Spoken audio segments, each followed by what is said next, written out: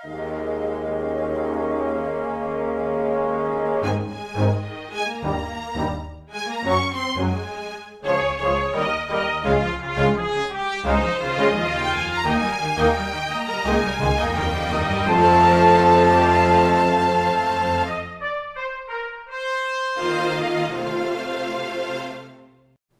everybody, and welcome to Weekly Manga Recap. It's September the 18th of 2024. Yay! Yay! Why we did that one almost as though we were a kids show. Like, Yeah. Welcome to the Manga Recap. Welcome, it's now weekly. Welcome, it was always weekly. But welcome to that show. You stupid kid, give us money. And it turns out if we had just cut that last line from the song, we actually could have made a pretty good buck. I think that the key to our growing the podcast, Quinn, is to get after people while they're young, which is, when they're like impressionable, like 12-year-olds and stuff, and convince them that we're great and cool and stuff. We need to become the Shonen manga. Yes. Kind of. We need to get people in there and think like, oh, Quinn and Nick, they're so cool. I should. And then 5 years from now, when they actually have expendable income of their own, they're going to go, oh, I can't wait to give those guys money for stuff. So I'm going to try not to swear. And if I fucking do... Oh. I mean, that wasn't going to last for more than like 10 seconds of me. I swear up and down. I did get distracted in my mind palace, though, for a moment, as I started thinking, like, what would the Shonen Mangafication of Weekly Manga Recap look like? And we both definitely dress like variations of like Yu-Gi-Oh characters. We had like very like large, loud outfits. I had to decide, do we want tasteful fan service or well-written character development? Like, are we going like the to love through route, or are we going the Hima-Ten route? Yeah, because there's no middle ground. Nothing in there. I think that my problem is that I'm sure that we would be fairly popular with the youth. The problem is that because we keep on not being kid friendly on YouTube, that with our potty mouths and our discussion of gays. We do. I cordoned it off each episode. This next 15 minutes is just about the gays, Nick. Parents don't like us, and so we don't get that stuff. So that's what we gotta do. We gotta Trojan horse this episode and pack it full of TikTok sized chunks that we can just clip out. Okay. Very heavily edited stuff where we don't actually add anything of our own. We just say like what happens in a chapter that you could read yourself. Oh, okay. So you won't believe what happens in this chapter of One Piece, and then just say what happens in this chapter of One Piece, but like really, really, really quickly. Yeah, that's a thing. Luffy uses a power. This is now a thing that actually does happen. To be very clear, there are still people. I mean, you don't have thumbnails on TikTok, but there are definitely people who are just like, I'm going to use 35 seconds to talk about how wild the newest chapter of this Shonen Battle Manga chapter series was.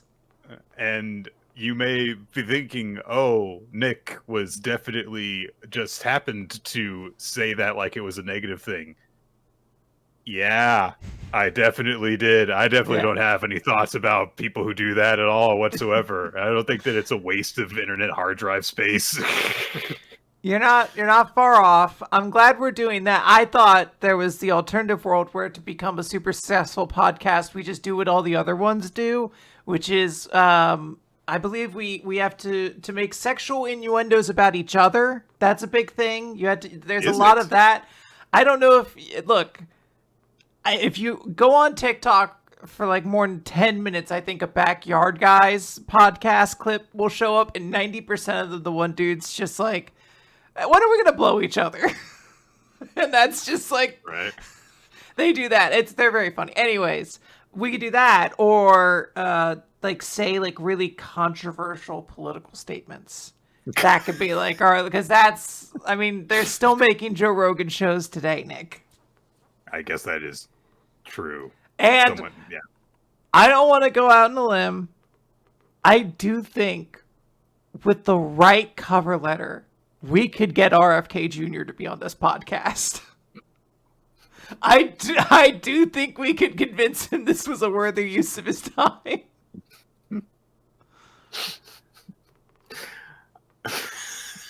I'm spending too much brain power already thinking what we would do if that happened. Like, would we like try and like berate him, or would we just try and play it as sincerely as possible and just waste as much of his time as possible? Mr. Kennedy Jr., do you think that Undead Unluck has been as good this loop as it was past loop, or do you think it's just kind of like dragging out the end? Like, every time that he tries to like make some sort of political statement, like, I'm sorry, sir, we've got 15 series to get through, and so we really need to stay on topic. We're still in Blue Box, and it's 45 minutes in. Mr. Kennedy Jr., we're gonna have to get going. Mr. Kennedy Jr. Like he's Ken Kennedy's son or something. What if we play it like that? Is we just keep on making a bunch of Mr. Kennedy from the WWE references? Oh boy, you're gonna have to do a lot of heavy lifting on that. I know the microphone and Kennedy. He did his finishing move was called the mic drop. I know that much. Oh, I guess he did bring a mic. Okay, cool. Hey, Nick, we have so many series to talk about. I don't think we have time to do an entire Ken Kennedy diatribe. As loath as I am to push it aside for right now. Instead, I think it is time for us to talk about Undead Unluck number 222 speedrun. There it is. This chapter takes place Halloween. Yes. 2015. It is Halloween 2015. It is specifically also 15 minutes before the quest cycle ends and the sort of results are announced. And Fuko and Andy are approaching, and Fuko asks, like, hey, are you nervous? He's like, no, I'm just excited. I've been waiting 4.6 billion years for this moment. Yep. Andy comes into the Union headquarters room, shouts out, sorry to keep you waiting, you bunch of lugs. This is sick. Wicked. And he's just looking out because no one else has a very big reaction. Everyone's just like, oh, I think that's Fuko's boyfriend. Oh, yeah. Billy, in the most heterosexual thing a person has ever said, says, I like the sound of his heart. And I appreciate that he can be very candid about those feelings right next to his boyfriend. We see Shen. And also presumably like one row down from his wife and kid. Billy has a lot of things going on. And then it's kind of unfair when you think about it. Fuck. And then Shen is also like, I really want to fight this guy. I don't really know. But Andy is just like, this is weird. Everyone's kind of like a little bit tempered about this. And Fuko's like, I mean, they do only know you from like that time you showed up naked at a hospital once. And Andy's like, wait, you haven't used Remember yet? Why are you doing, like, he's basically like, what's this fucking Undead Unluck Nuzlocke challenge you're doing right now? Like, why are you making this so much more complicated? And Fuko's like, no, I mean, I get why you're saying this, but, like, you would have done the same thing if you had been in my position. And Andy's like, no, I would have used it around fucking Billy. He's like, Billy was such a pain in the ass to recruit. Yeah.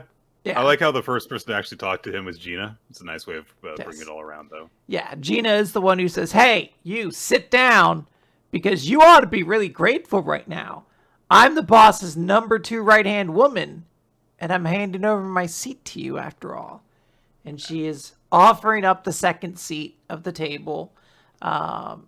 Fuko is, of course, like, oh, are you sure about this? And Gina's like, yeah, absolutely. And she reminds us, thankfully, people in our audience reminded me about this. She does have vague memories of Fuko and Andy's relationship for when she was inside of Autumn and Fuko, and she experienced that. So she's like, yeah, I know how much you two have been supporting one another, basically. So Andy is given the second seat at the table. He gets his sword. He grabs it. And he's like, all right, I'm going to start by introducing myself then. I'm Union's second seat, Undead. You can call me Andy. He stabs the sword into his back like he always does. And I love, we have Yusai, Julia, and Gina all screaming like, why did you do that? Why did you put it in like that? But also Shen is yelling it, but he's just laughing about it. Everyone has a different reaction. Like Yusai is like shocked. Julia is horrified. Gina's almost like annoyed by it. Yeah, and Shen's laughing. They're all so excited by this dude just being like a little maniac. Apocalypse shows up and is like, is this stupid bullshit over with yet, basically? And he announces the results of the recent quests. They were all successful. Engine, Tella, and Creed grabbed Burn. Shen, Phil, Void, and Yusai got Summer. And then we already know what happened with Beast and Language. So they were all taken care of. So the rewards basically are those 4 additional seats and the location of the reward artifact. And, there's a moment where Andy's like, this is a really grand sight. Because it's not clear exactly how many iterations of the round table they've gone through. But, I mean, we saw last time it got to 12, 13? Like, this is in the 20s. So, for him, this does have to be pretty special. But Fuko tries to, immediately kind of underplay it a bit. And she's like, I mean, this is only really possible thanks to you and Miss Juez and everybody, really, but you, Andy, and you did a good job. And he's like, hey, we're all in this together. Like, we're a team. Don't worry about it. But Apocalypse is like, no, shut up, idiots. You're done. The game's done here. The next quests are going to be in 3 months, and all of the master rules are going to be a part of it. The 8 master rules will be waiting, and you can't defeat them now because you don't have Injustice, and the remaining 8 won't be as easy as Beast or Language, even though one of the remaining 8 is the half dead sick. So I'm fine. Yeah, I guess he got a training arc in. We can see a panel of his face there, and it still looks like it's severed. He still couldn't happen. Yeah, while Apocalypse is talking about him. So we'll have to see if maybe he stitches himself up or something. But yeah, he's like, you guys have 3 months till the end of the world, and then you're fucked. So, peace. And Julia's like, man, 3 months. That's really all the time we have left before we have to fight those guys. And Andy, takes note. He's like, wait, so her ability hasn't manifested yet? And Fuko's like, no, I've been watching her for a month now, and nothing happens. I'm positive at this point Mr. Victor is the trigger. And, even though there is no direct link between Julia and Victor at this point, even if Victor were to appear, I'm sure a tragedy wouldn't occur. So, yeah, it's hard to make a tragedy happen in a shorter span of time. After all, so yeah, and they did have a long time together for tragedies to happen. Yes, and this chapter is called Speedrun, so I'll give you a hint on that. Yes. So, basically, Fuko's like, the most I would get from using Remember on Julia would be she would get Juez's combat skills, like how she fought in battle. She won't gain Injustice. And Fuko was kind of happy about this because she's like, it came true. Mr. Victor's wish that Juez forget who she was and lead a normal life without turning into a negator basically happened. And she continues like, oh yeah, if I used Remember, then Miss Juez would try to fight, even if she didn't have Injustice. She would keep going with me. So I think we should fight without relying on Remember or on Justice. Like, I think we just put those to the side. And he's like, chill out.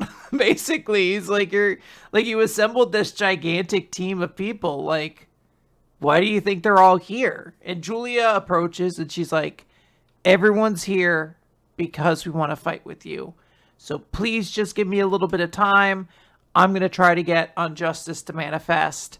And even if I can't, then use Remember on me, and I'll stand beside you as this past version of myself that I idolize so much, that I've been seeing in my dreams. And Fuko's like, thank you. Chat gets up, like, all right, guys, let's figure out our plans. We need people to retrieve the reward artifact. We got to start tracking Julia in case Unjustice. Like, she has all these things. And the phone alarm in her pocket goes off. And she's like, oh, that's my alarm. Sorry. It's weird. It's not supposed to go off till 6 a.m. Mm-hmm. Anyway, as I was saying, it starts going off again. And she's like, what the fuck? Is my phone broken? And Nico's like, no, that's not it. He pulls out his phone and time is like flashing by. It's accelerating. And Apocalypse creeps back in and says, 3 months skipped. Open the quests. And we see all the quests go up on the board. And Apocalypse has evolved into his next Pokemon stage. Yeah, he's Dark Apocalypse now. I don't know what you would call him. He's got 2 tongues. But everyone's like shocked. They're like, it hasn't even been a day since the quest ended. Like, you're not giving us any time. Andy's like, you must really be afraid of Unjustice, aren't you, Soul? Mm-hmm. And at that point, he says, fine. Starting now, we're officially on a speed run. Yep. And everyone looks worried, of course, except Andy, because Andy's just being Andy. Yes. Yeah, this is a wild chapter. We get, the kind of aftermath of like, hey, Andy's back. Yay, part of the group and stuff. I really like the conversation that we have about, like, the structure of Union as it is now. And I do like that there is just this reminder of, like, hey, Injustice hasn't been unlocked yet.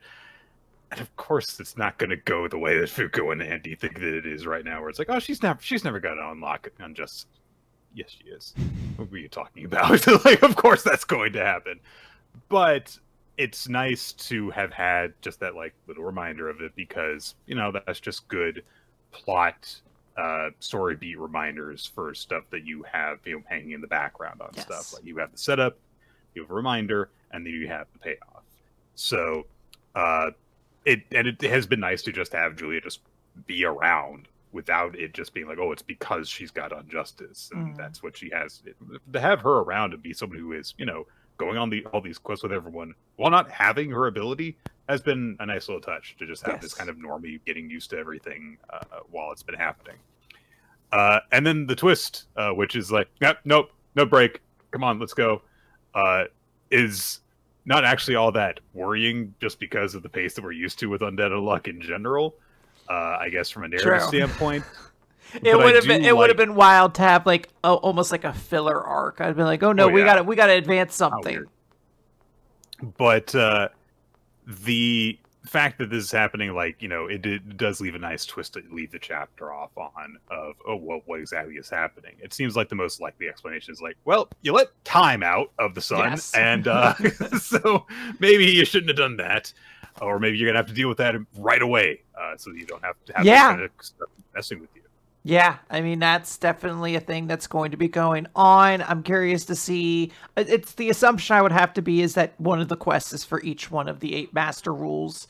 And I think it's going to be, curious if there's rewards. Like, this feels basically there's got to be some, because they did establish that there's like a legendary sword or legendary shield in the last loop. That's true. So I think the locations for those could be on there. So there's probably still some, but I'm curious what they're going to be.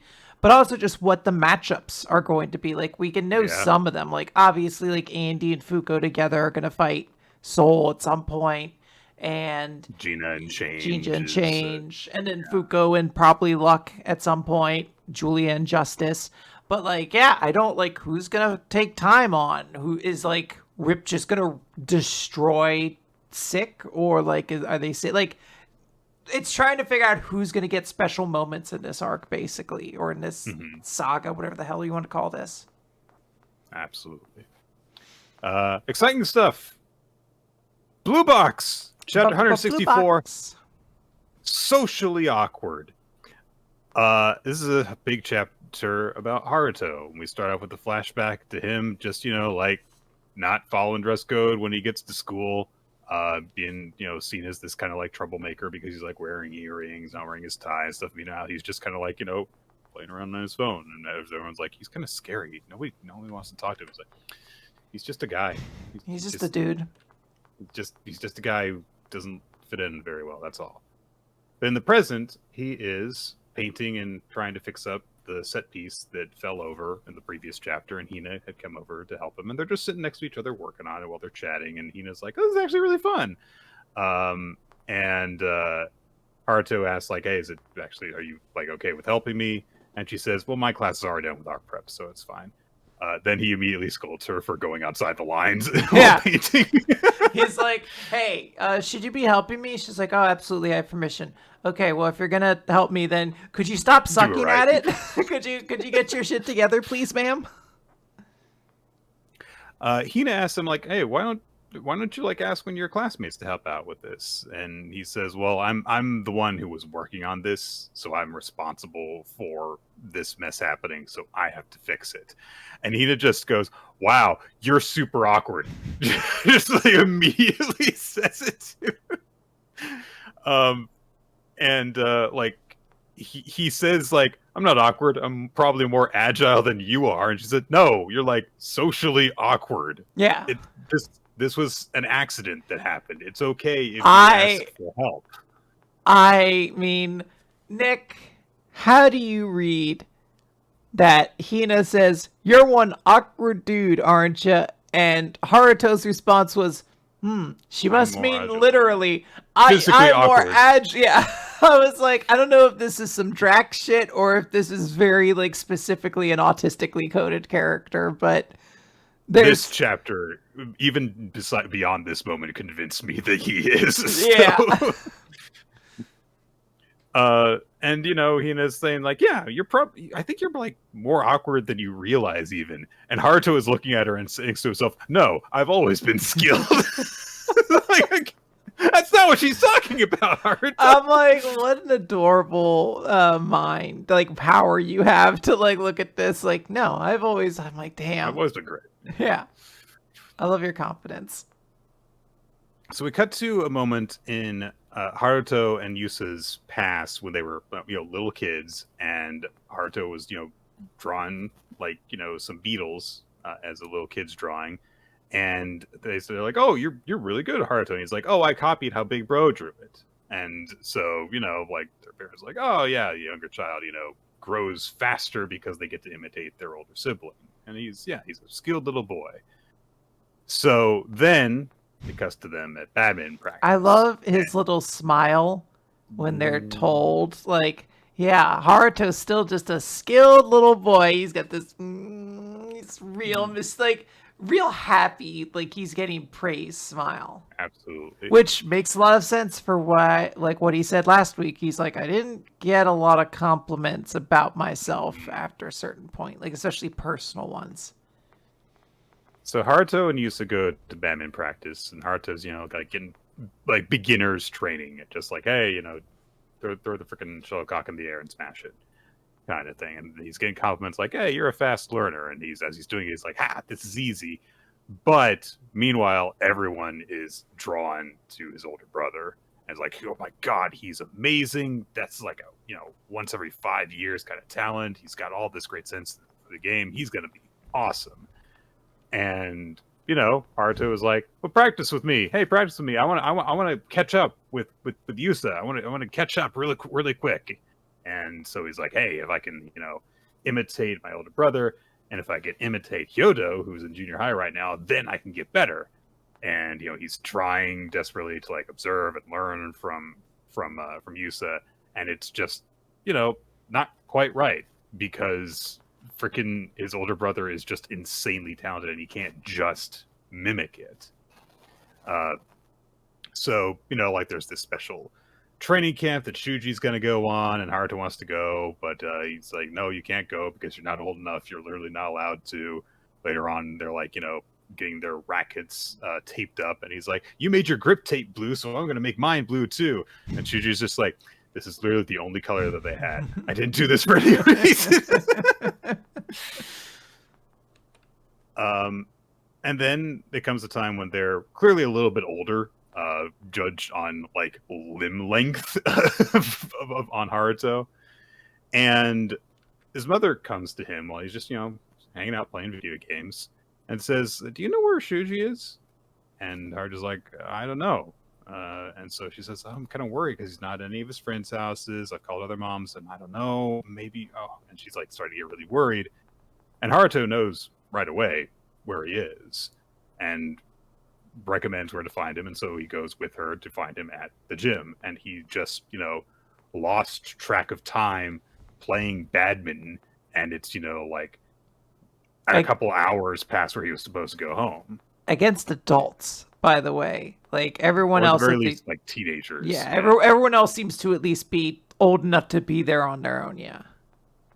And they're all like, "Oh man, we thought that you told your mom about staying here and stuff. We thought that like someone else like brought their kid here, and so we thought that everything was okay. But he's just like so much fun to play with and stuff. He's so skilled. We have just really enjoying ourselves, and we lost track of time. We're sorry." And Shuji is very happy with everyone. He's like, "Hey, yeah, let's play again together sometime." And he gets a scolding from his mom on their way home and stuff. And then later on, Haruto, is on his own, and he goes to the gym where these like teenagers and adults are, and they're like, "Hey, can you play badminton with me?" And they're like, "Did your mom say it was okay for you to be here?" Because these guys learned. And he's like, "Yes." And they're like, "Well, okay, sure. If you're Shuji's little brother, I'll bet you're good." And he's a little kid who's playing badminton with adults and stuff, and they're just kind of like, maybe you better go home, kid. That's brutal. It's so brutal. He's like, you didn't say that to my brother. Yeah. So Haruto, he does kind of like a little kid way of doing it, which is, like, yeah, he cleans up, and then he goes and he gets himself some ice cream, and then he goes home. Good approach, kid. Yeah. It's not like, I think that this might again be a way of showing like he's a little bit awkward, but it's like, that's a good way of dealing with things, man. Yeah, it's he should just get some fucking ice. I had a very stressful day, Nick. I got pizza on the way home. I just accepted it. You're like, I need a win in this evening. It's gonna be 2 slices of pepperoni black olive. Haruto gets home, and it's really, really like kind of upsetting because we saw the clock when he decided to go to the gym. It was just after 4. Now it's just after 5. So he had time to go to the gym, humiliate himself, get ice cream, and walk back home in an hour. Yeah, they said, don't you ought to head home.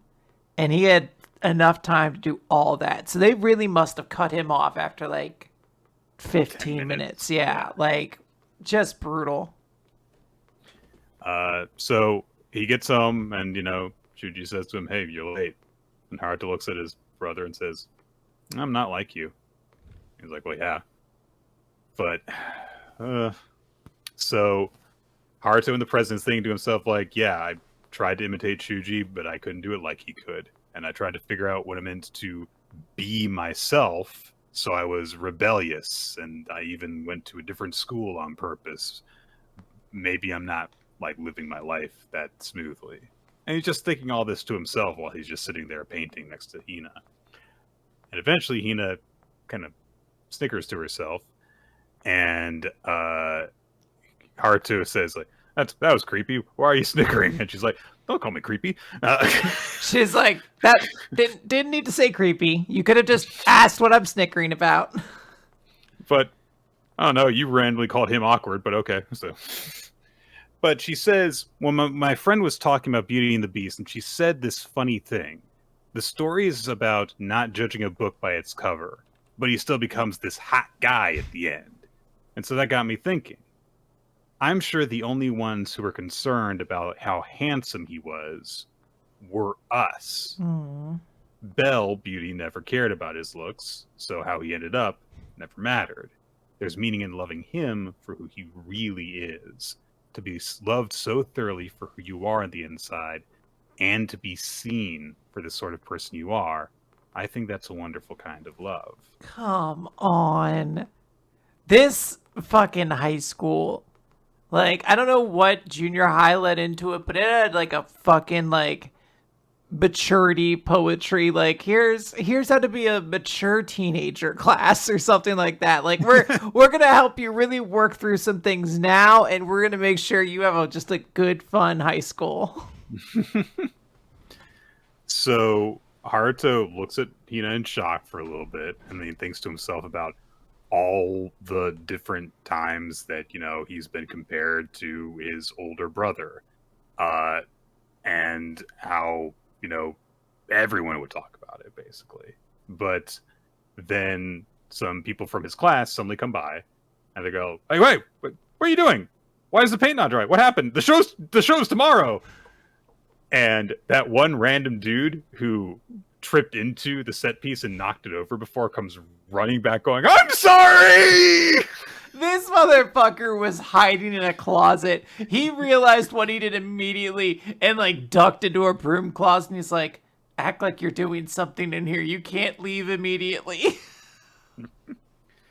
And so he apologizes for knocking it over, and he's like, "I thought I did something wrong, so I ran away." Is this Taiki's cousin? Like, what is this? This is, I don't know if you heard, we're actually in phase 4 of the Blue Box series. This is the multiverse saga now. So that was actually an anchor bean version of Taiki from a different universe that didn't nut up at any point in his life. It just kept running away anytime something looked bad. So the guy says, like, "Hey, it's all my fault. You said did nothing wrong." And everyone's like, "Who said he did something wrong?" Like, yeah. What are you and one of them says, like, "Yeah, sure. Hart is moody looking. He has a terrible attitude. He has no filter. But he did basically, like, make this all on his own. Why would he have ruined it on purpose? He's a very hard worker." But yeah, he's like, you're always giving us like your unsolicited critiques on our work, but you can't tell us about this? We know Haruto's not a bad guy. He's a lot like my dog. All bark and no bite." Jesus. Who is this man? Yeah. Also, his dog's name is Snowball, so isn't that Aww. Well, Snowball's very adorable. So Hina snickers again, and Haruto's like, "You have something to say?" And she's like, "Nope." And then she goes back to laughing. But she also says, "Yeah, I've also gotten to know you. And yeah, you are rude and obnoxious and disrespectful, but I also know you're hardworking and a little socially awkward. That's what makes you Haruto Yusa." Aww. It's so cute. It's so fucking cute. All of Haruto's classmates agree to help out and clean up. And there is narration by Hina? Maybe? She kind of looks at Haruto, and then she thinks to herself, maybe falling in love is about wanting to experience the joy of being seen. Mm-hmm. I believe this is Hina's thought process, because the next shot is of Taiki. Thinking about how she was in love with him. Mm-hmm. Yeah, so this was a nice character insight into Haruto, and, our little socially awkward kid with some sort of probably undiagnosed thing about him. Yeah, he's neurospicy, if nothing else. Mm-hmm. But I really dug it. Yeah, this is a fun chapter. It is a shame that we still haven't like modernized enough that you can. I just feel like the series is never going to outright say it, and maybe that's pessimism on me. But I mean, this character does feel autistically coded throughout this chapter, and it'd be very cute if we were allowed to actually just embrace that to some degree. But the chapter itself is very, very fun. I loved Haruto. I love the storytelling that was done here. I love that we were like hey, let's see a little bit of this, thing that Yusa had playing with these guys, and then Haruto tries it, and he gets kicked out almost immediately. And it's not directly said to us, but you're able, as we talked about, you're able to infer it very quickly just by looking at clocks. That's just a great way to like tell that aspect of the story. Mm-hmm. And I don't know, everyone's just like, I don't know, this is like the high school I wish I went to when I was a kid. Like everyone's so fucking cool, and like there's no dog shit like annoying, like there's like normal human drama, and that's about it. Yeah. Like the most evil high school shit we've had to deal with was Matsuoka trying to steal Chinatsu, which was fair because she wasn't dating anyone at the time. Yeah. So it's very much like this seems like a school where everyone's boundaries are respected. Mm-hmm. Let's hit Chainsaw Man, chapter 177, Trigger Finger. Last time, yes. Well, it's stalling because Chainsaw Man's lost a couple of arms right now. So. Yeah, and then it makes sense. You're like, oh, he just lost his mouth. Asa Yoru, rather, got her arms back because she turned the gun and tank devils into gun gauntlets, and she fires another blast at Chainsaw Man, who blocks but goes flying into a building afterwards. So, yeah, Yoru's strong now. Like, very, very strong. Also, it is 100% confirmed that Mouth got knocked out of Chainsaw Man last time because everyone's got their mouths back, and there is even a little bit of caption saying mouth restored. Yes. Interestingly, Asa, the image of Asa, has the gun and tank arms too. She just has arms now. When she appears beside Yoru mentally, and Yoru looks down at her hands and says, "The tank devil and gun devil were created out of war. They fought for me as my kin, as symbols of my horrors." And Asa looks at her worried for a second, and she says, "Do you think killing the Black Chainsaw Man will help grant Denji's wish?" And Yoru says, "Well, that's what Famine said." And Asa's like, "Are you sure about this? You're turning the devils that were born from you into weapons. Are you okay with that?" Yoru thinks for a second, and turns and looks over her shoulder and says, "Children are their parents' property, no?" So she's pushing it down, just pushing it down. She's like, "No, I'm definitely cool with this." Chainsaw Man emerges on the roof of the building he was knocked into, and Yoru is at first a little bit shocked, but then she points her gun hand at him and says, "Hey, you remember me? You remember the pain? Did it make you tremble? Did your stomach rumble with the desire to eat me? It seems I made you mad, so fight me!" And then Chainsaw Man disappears.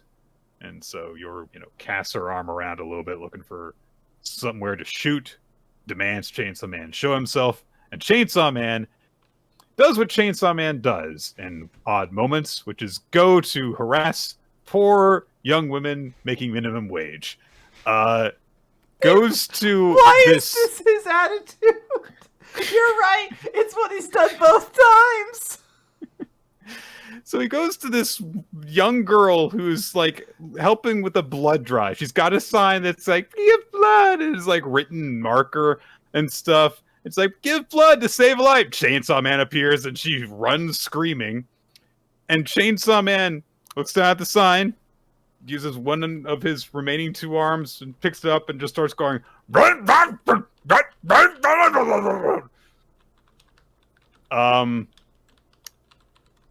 there's a couple of ways that I could read into this. One is just the straightforward Chainsaw Man heals with blood, and he may not know that there's just blood in that bus right behind him right now that he could probably use.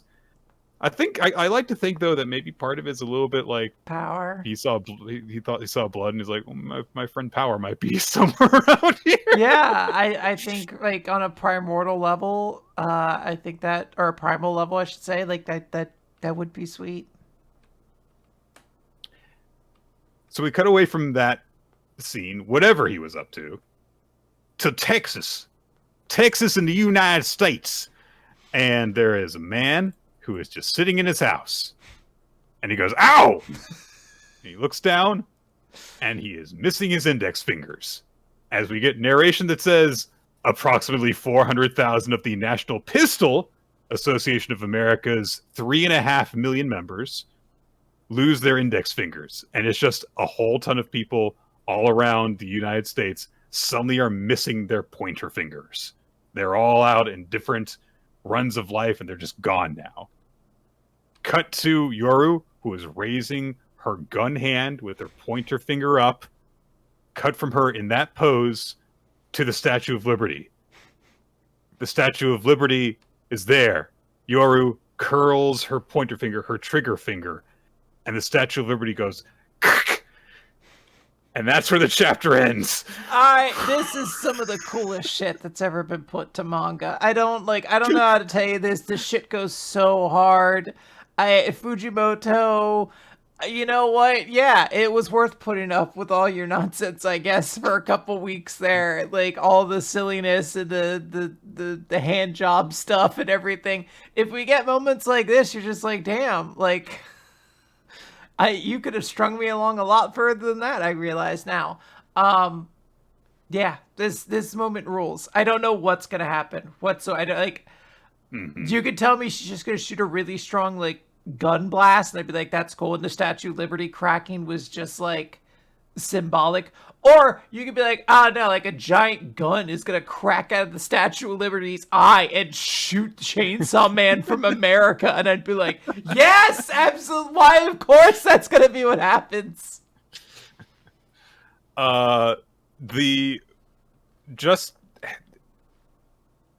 It's so wild. And this is like kind of what I remember seeing when we were just seeing the bullshit that Makima could pull out at weird times in Chainsaw Man. So it's nice that we're just kind of at that weird level of both insane power demonstrations and also just really weird ways of showing where their powers come from. It's neat. Yeah. Let's talk about Kaiju number 8, chapter 114. Kaiju number 9's having a flashback. Remembering back when he was just a little number 9. A wee little boy. And he's just like, I was just a frail kaiju. I was intelligent. That's kind of all I thought I was at first. And so I hid from humans and just lived quietly, eating animals out in the wild and stuff. And then one fateful day I learned that I was stronger than humans. And we just see him like standing over the corpse of a hunter.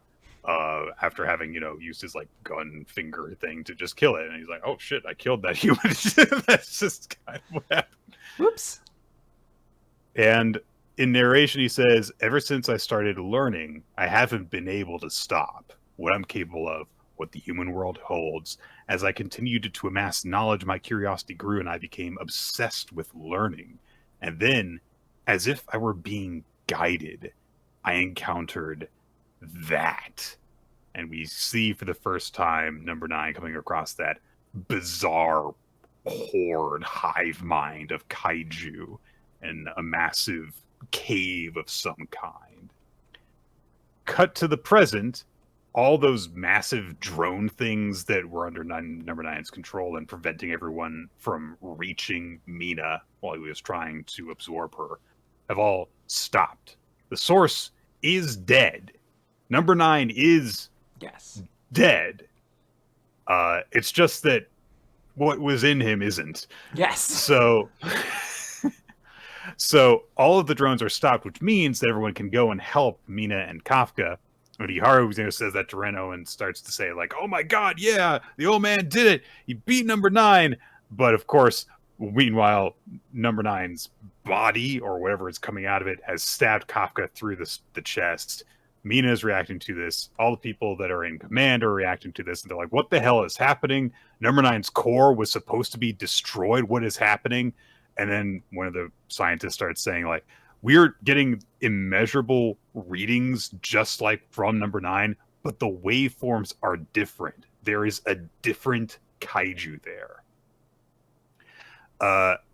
Kafka reacts. One of his eyes opens and the number 8 within him screams some sort of battle screech and starts trying to fight the thing that is stabbing him. but number nine's body splits partially. A slit forms vertically, and all these eyes start to look out of the shell of number nine's body. Kafka tries to swing a fist to punch, and the arm gets blown off when one of the eyes blinks, and a massive chasm appears in the ground beyond it. One of the other eyes blinks, and this weird runic symbols appear over his chest and cut apart his chest and blast him into a building, exposing his core. And number 8 is not doing so good. And we cut over to the little girl he saved, who is really upset that Mr. Kaiju is going to die now. Which is a great touch in this chapter. Like, everyone going, oh my god, and this girl's like, no! Like, she's watching Bambi's mom be killed. There's one of the scientists says number 8's vitals are undetectable, which of course means like, oh shit, is he dead? But out of everyone watching this, Mina reacts, and she just says, ammo drop to point F right now. I'm going to shoot that thing. Yeah, I'm going to put bullets in this thing's body. That's all I can do at this point. So she readies her weapon, and they're like, all right, ready to go for this. And her gun is cut in half. It's just like before she could even get a shot off, it's cut in half. And a huge chasm appears behind her as well. It's only because of the way that she holds her gun to her side that she wasn't hurt by it.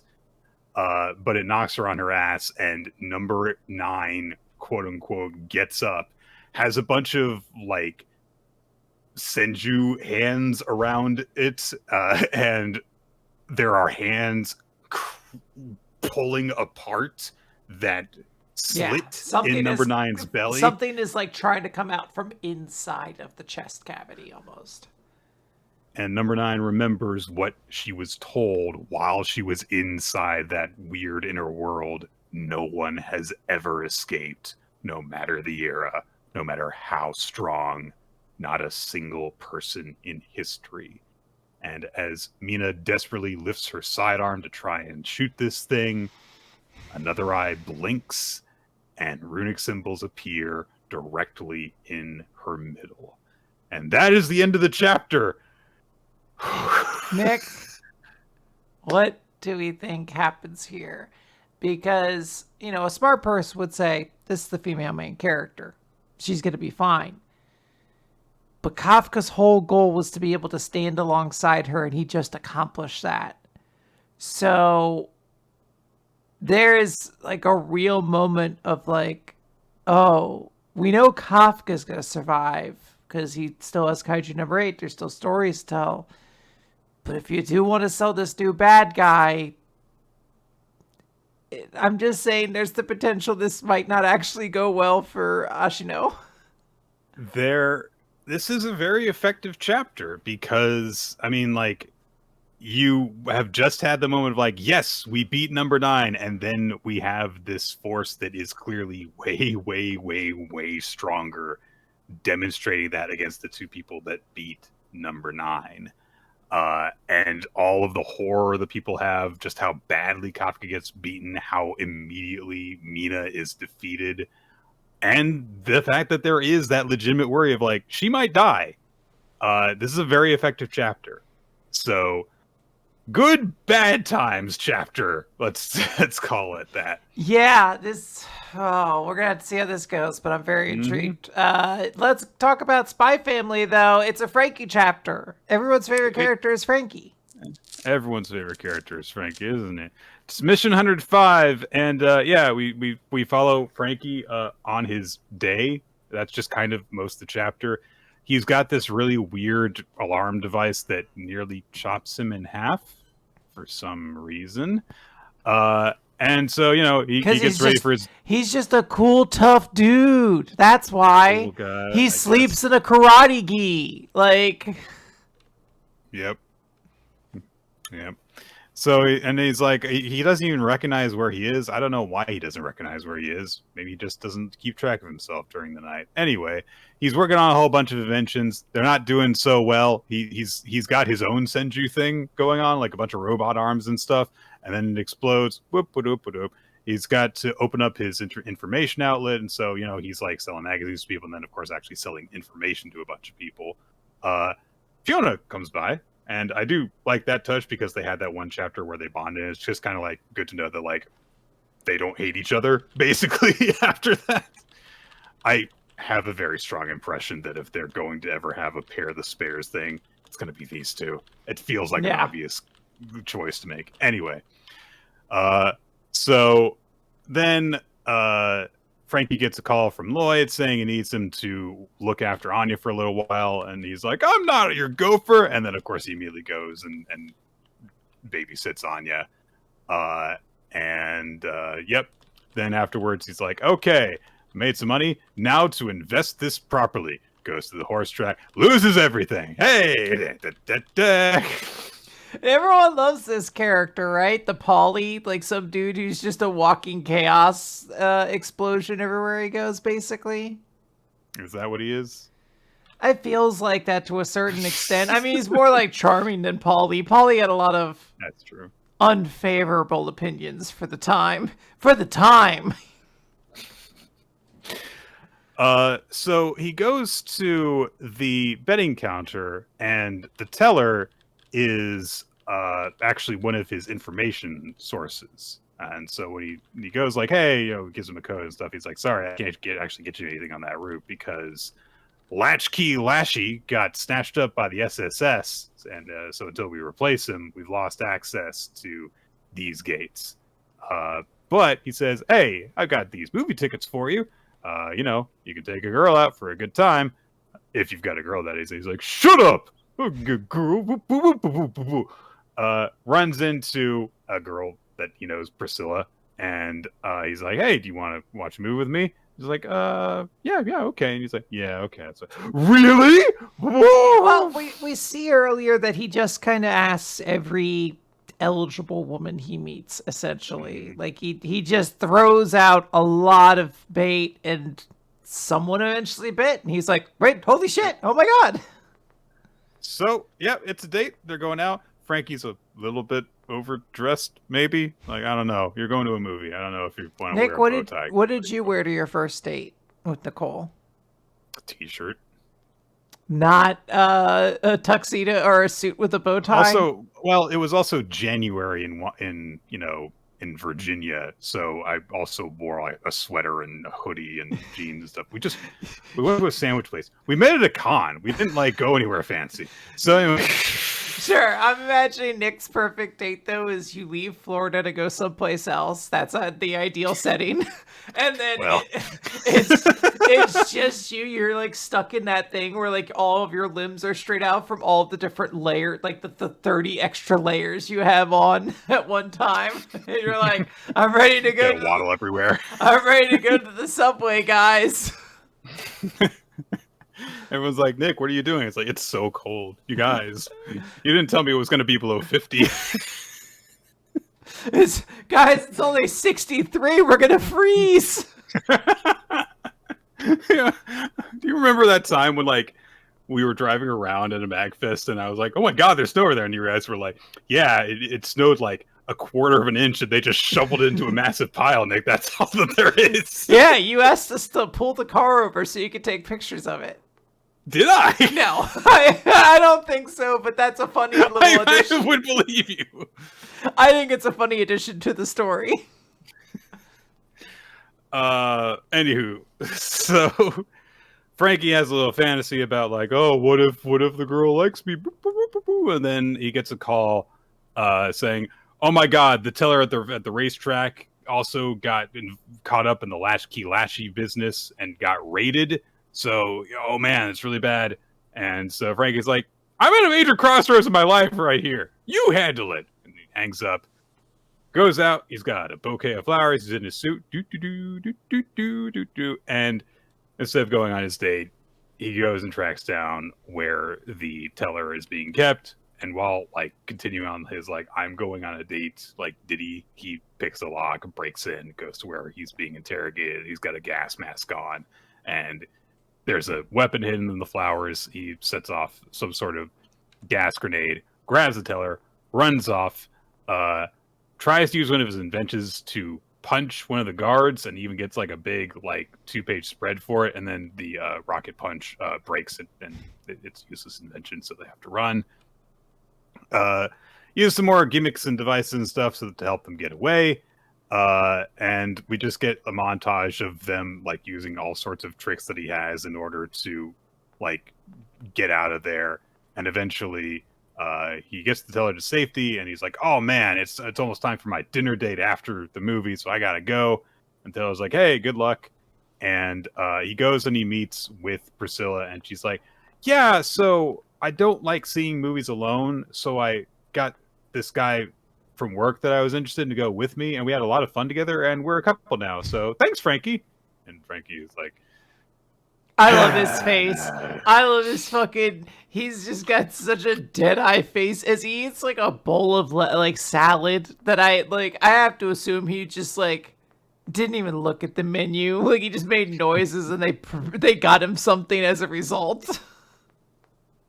So he curses his bad luck, and then he's like, well, I'm still calling this a good day because, hey, I got to rescue my friend. I got to play Cupid for Priscilla. That's not so bad. And then he hears bang! And he sees someone behind him with a smoking party popper as the teller. And the teller's like, you got a girlfriend! Oh, you didn't get a girlfriend. Oh. What a brazen move. I mean, first and foremost, it was still the first date. Like, yeah. It's actually pretty wild that she made herself official with somebody after one date. I love that this guy was ready to have a surprise party, assuming not only that the date would go well, but that after one date they were a couple. It worked out for me. That, you know what? It's fair. But the teller says, hey, you know what? I've got 2 tickets for another movie. You want to go? And Frankie's like, yeah, let's do it. All right. Yeah, that's pretty good. Hey, we can still have a good time and stuff. Oh, the tickets are for a very, very, very romantic movie. Maybe this wasn't the best thing to go with your also straight guy friend. Yeah. And that's it. That's the chapter. Okay. I thought the chapter was funny. Like, I think it's probably the best Frankie chapter we've gotten, because it does show like how he's like, yes, he's like a serial, like, I don't want to say womanizer, but he's like very desperate to get dates, but he gets one and he opts to not do it in order to save someone's life. And I'm like, props to Frankie. That's a cool move. Yes. That's the kind of thing where it's like, if he hadn't done that, it would be like, fuck this guy. And it says like, okay, this guy's okay. His heart's in the right place, at least. But let's move on to Astro Royale, Chapter 21, A New Enemy. So I completely forgot about this plot point. No, the girl that they left with the police, they come to pick her up, and they're like, okay, yeah, good job, everyone on doing their stuff. The girl the female police officer that they left her with is like, hey, good, it sounds like things are kind of being a little bit weird for the Otsurugi family. Well, things in our organization aren't exactly great either, because a new emergency superintendent general was appointed. And said emergency superintendent comes in walking with a very weird posture, because he's like walking and you see him from overhead and it looks like he's tilting his head up as he walks. Doesn't seem like it's very good on the neck. Anyway, he comes in. His name is Hyoga Himuro, and he's got burned scars on his face and shitty facial hair, and he's like, I thought it reeked in here. Must be because the filthy Yakuza are here. And Tarazo recognized him and goes, oh my god, Himuro, he's a crooked detective who used to be with the Organized Crime Division. And Himuro goes, that's not a nice intro. The very term organized crime scares people off and helps the Yakuza benefit in times of chaos.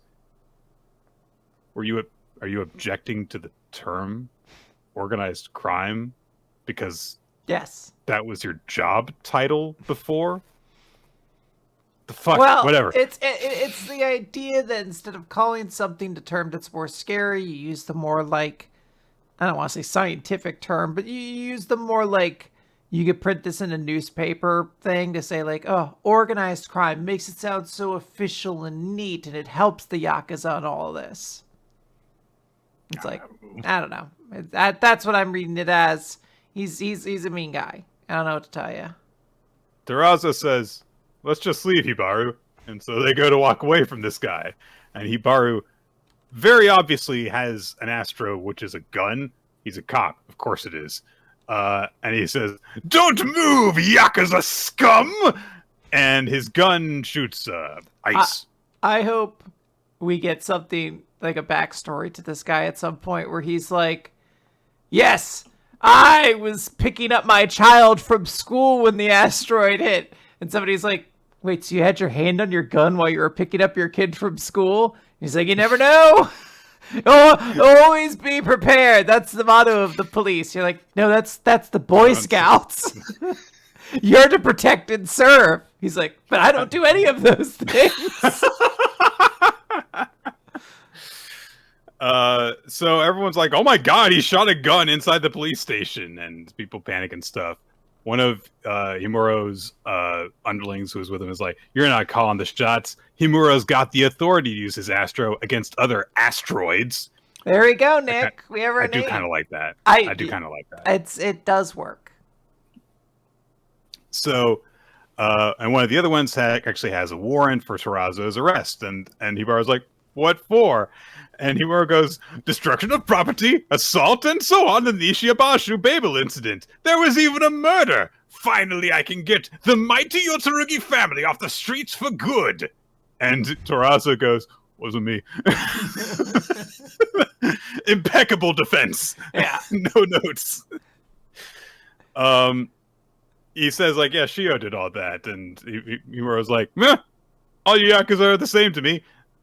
All right, I know that that's like supposed to paint him in a negative light. It's like, oh man, this guy painting all Yakuza in the same light. This manga's weird.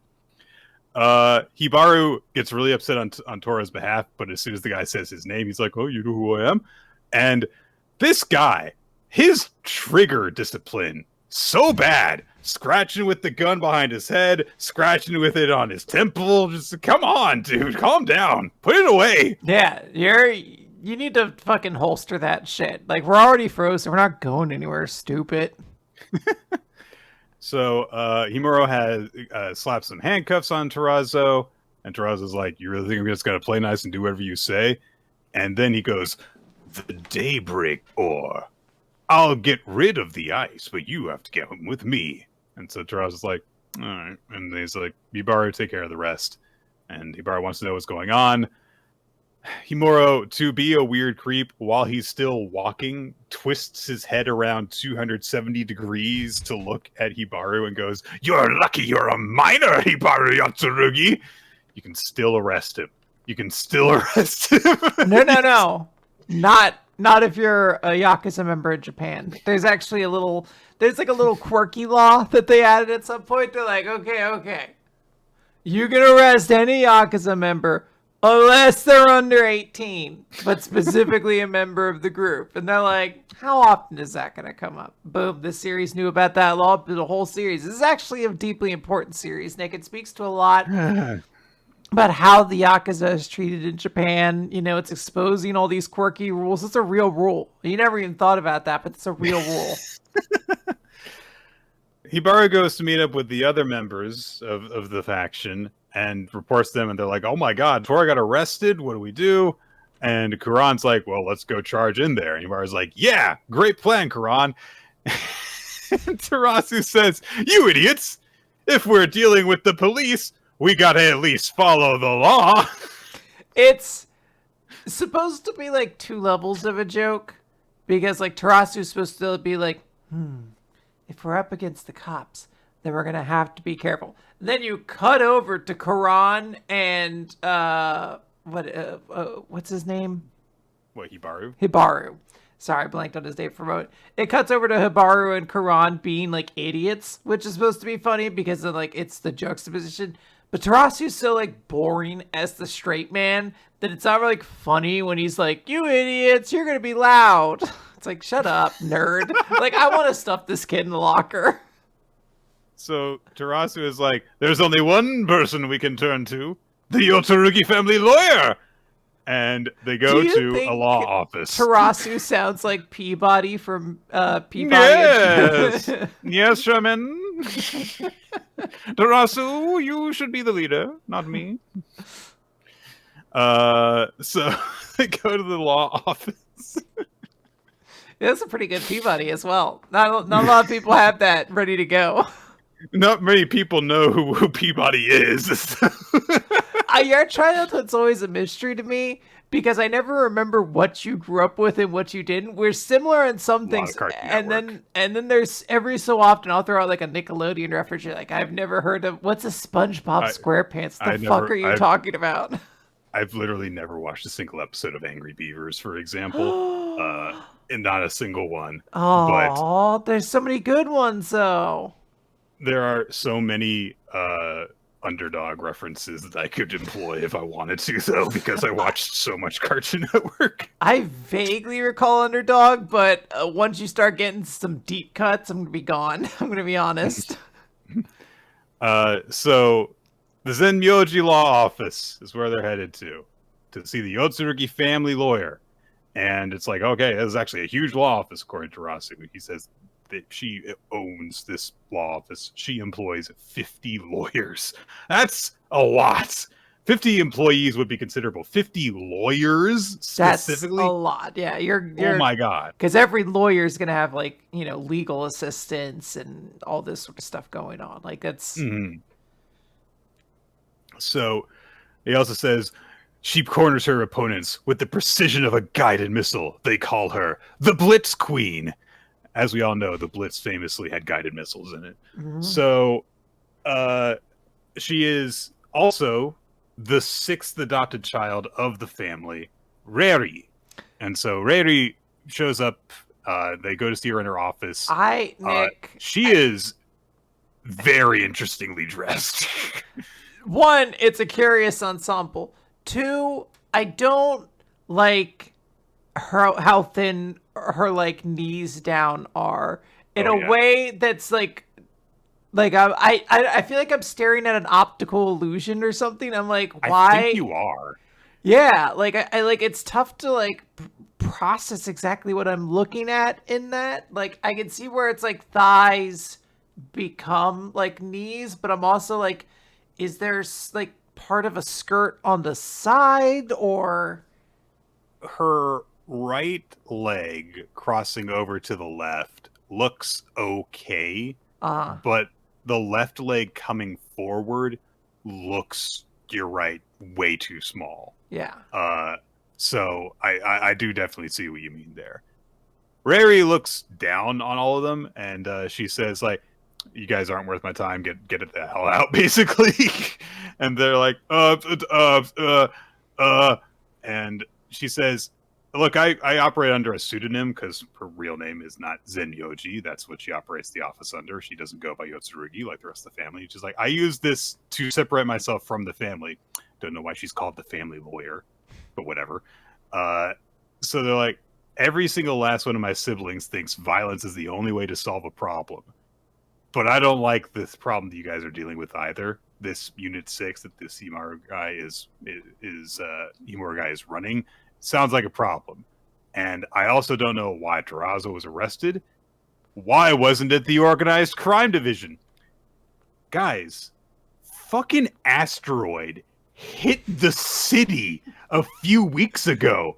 Who the fuck cares about the current bureaucratic group that is running things right now? No, Nick, the meteor shit's fucking old news, old hat. We're back at the gangster shit, okay? Why are these morons over here? They're taking my boy, and they're not part of organized crime. We got people on that inside. We don't have people in Unit 6. So let's go to our creepy fucking abandoned oil refinery and let's go investigate ghosts or something. They are going to, quote, the Yotsurugi Group's plant in Tokyo Bay. Plant 0, which, yes, as you said, is some sort of factory/oil rig that has cranes and pipes and scaffolding hanging off of it, and way too little of the base for all that stuff that's on it. Oh yeah, this is very poorly constructed. What? What? What? I am starting to really struggle with understanding exactly what the scale and the scope of the Yotsurugi family was. I could understand there may have been multiple businesses that were under the Yotsurugi group, because when you run a big crime family, yes, they have lots of means of laundering money or different income sources. This group, one of the many adopted children, has a law office that employs 50 lawyers, and they have a massive plant in the middle of the ocean? What were they doing? At this point, they could tell me, they're like, we have to catch up to Shio. And the sister would be like, well, Hibaru, just take the family space shuttle to go. You can get there so quickly that way. Like, I truly don't know what the scale is. I'll be more okay if we get to that point. Because we're just at the point now where we're like stepping into weird territory. It would have been so much easier if in chapter 1 we were told Yotsurugi family owns like a zoo and they own a cathedral and they just have all these wild outlets and they're just called a crime family. It's very funny to think like what they had like going on in this plan. Like obviously we'll find out what the answer is, but like, why do you guys need an offshore fucking factory oil refinery thing? Like, why do you have this? Does every mafia family have one of these? Like, what is this game plan? I'm starting to think that maybe you don't know what Yakuza are. you just saw this word on the title of a video game and you were like, I can figure it out from that. And then like, well, according to this, Yakuza are like dragons, so I think I got it. A dragon would also have an offshore oil refinery, probably. Oh boy. Let's talk about Hima-Ten, because it's chapter 10, Quinn. Payday. My gosh, yes. So Yoshino is looking down at a little envelope she's got, which is Iemori's first paycheck from her. And she's like really excited about it, and it's very cute because she's like, I could just like, I know I could just deposit this to his bank account. I've got his bank account info, but I want to hand him this in person. Yeah. And I'm going to be nice to him today because it's his payday. It's not even one of his cleaning days. So when do I give it to him? What should I do? Of course, they get to meet at school and stuff. And Iemori is thinking about the fact that, hey, he's going to get paid today. And he's like, yeah, I haven't really checked my account today, but I've been working hard. And, you know, I'm excited to get paid by Yoshino. Because he's like in awe of her being this CEO. Runs into Yoshino before at their usual meeting spot in the library. She has his paycheck behind her back and is ready to give it to him. But she's like, do I just like hand it to him now? Okay, I should thank him and I should present it formally. And then she's like, oh, this is like awkward. Maybe I should have just sent it to his bank account. And then like he gives her lunch the way that they've been doing this pass off every day. And she starts to put it away. And she's kind of like sneaking it now because she's also got the paycheck in her hand. And so Iemori's like, you don't have to like, you know, sneak it into your bag like that. And she's like, that's not what I wasn't doing that. I'm supposed to be nice to him today. Mm-hmm. So Iemori is starting to think like, why is she so anxious? What's going on here? What's happening? And Yoshino's like, oh my god, I slipped the paycheck back into my bag. What do I do? This is all now. Why do I just have all this cash on my person? I'm nervous now and stuff. So she says like, can you meet up after school? And Iemori's like, well, I have to go clean for another client. Okay. And so he says, do you have like another cleaning emergency? No. Well, then what is it? If it's something important. And now they're at the point where a miscommunication has occurred. A connection has been missed. And so neither of them is bringing up the thing that they're both thinking about. And that is where we are at now. So now Yoshino thinks that Iomori has forgotten about the payday. And so she doesn't want to, bring it up because that'd be awkward. And Iomori, after she stalks off, is like, why is she acting so weird? And why is she being all cagey on the first day that she's supposed to be paying me? Wait, is she going to just give me what she owes me and then fire me? And then, unfortunately, like the next time we see him in class, he's like, that can't be it. So thankfully, he does come to, he comes to his senses, but there is a moment where you're like, oh no, please don't go along with this story. Like, please don't let this be like the next drama these characters have to go through. It's thankfully resolved by the end of the chapter. Right. So he's, thinking like, maybe, I don't know what it is, because she said she trusts me. Maybe it has to do with the fact that, like, I didn't want to do her laundry unless she, like, sorts out her unmentionables and stuff. But I thought we were both understanding that. And so he's also like, maybe she's going to fire me because she trusts me now. That would really make me mad. And meanwhile, Yoshino's like, I can't believe he forgot his payday. So they're both like sitting next to each other in class, both thinking like, what are they thinking about when it comes to work right now? Just talk to each other, you stupid kids. For the love of God, please just speak to one another. Yeah. Iomori is still worried when he runs into Kanai in between classes and stuff, and she says, hey, did something happen with you and Himari? Because things like seem really tense between you. And Iomori is like, how did she seem when she had lunch? And she's like, oh, she was acting like normal. I guess nothing happened. Okay. Yoshino goes home, and she's like, I didn't even give it to him today. It's too much awkwardness and stuff. And so she thinks like, Iomori's done a lot for me, and I've been really looking forward to giving him his paycheck. I'll just send his money over though, and then get to work. I'll just deposit it to his account like I should have from the beginning. And then we cut to Iomori later on. He gets a message and is like, still hasn't sent me my money. What's going on? And then he's like, she wouldn't fire me though. Yeah. Like a lot of the time, Yoshino wants things done her way, but she wouldn't disrespect someone when it comes to their work. So I should ask her like what she wanted to talk to me about. But then he gets a little blink, and he goes outside, and Yoshino is there, and she's in her full casual getup, hoodie with her hair done up in the more interesting way. I love that we could describe it as like she's in her president outfit, and it's really just like it's like a hoodie and some yoga pants or something. Like,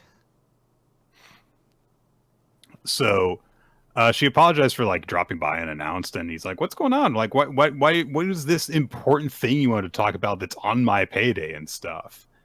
And Yoshino's like, I knew it. You thought that I would send the money to your account. And Yumura's like, what you mean? And she hands over the payment. It's like, thank you for working so hard. Does it the way that you want to do at the beginning. yes. And Yumura's like, oh, is that what all this was about? And Yoshino, I was going to call this like a mediocre chapter up to this point. Mm-hmm. And then Yoshino says this. I went to my ear, nose, and throat doctor, and my dust allergies are getting better. They cut down on my meds, and I really depend on you for so many other things too. So I hope that you'll keep looking after my home as my house cleaner. And she's just like very sincere. She's like a little bit flustered because of how like real she's getting with him, but she says it very seriously and thankfully. And then Imamori is, of course, like, oh, you're not going to fire me. It's like, why did you think that? And Imamori is like, okay, I got you covered. This very brief moment where Yoshino just says in as many words, you have made my life better by doing this for me. Thank you. Please keep working for me, is so nice. That's sweet. So I really like I liked it. It's a cute chapter. We get to see them be little awkward dingbats, but there's no long-term consequences to any of this. It's generally just cute and harmless. And I guess she is happy. She doesn't have to wear a mask probably as much. Yeah, we haven't seen her wear one in a little while, so that makes sense. Yeah. And it's just yeah, nice that to see that it's not just, oh, he does a convenience for her. It's like, no, this has actually made her life better, and it's Yeah. nice to have that impact emphasized. And worth noting, this series finally has been ranked for the first time, and it had Mhm. a crazy good ranking. I think it was like third. So that may not mean anything in the long run. Like I think like Police Officer Chojo also was like third at its first debut. So and I think it's like now towards the bottom. We'll see if there's like that was like a big early like hey, we want this series to succeed, or if it really is just like a lot of people resonate with it. So, We'll see. yeah. And we'll also see what's going on in a couple months-ish with Ichi the Witch. Second Hunt, Uroro Magique. We are reminded of the premise of how magic works in the world of this new series, which is that magic is actually living beings called magics with a K, and witches go around and they defeat magics in order to acquire their power.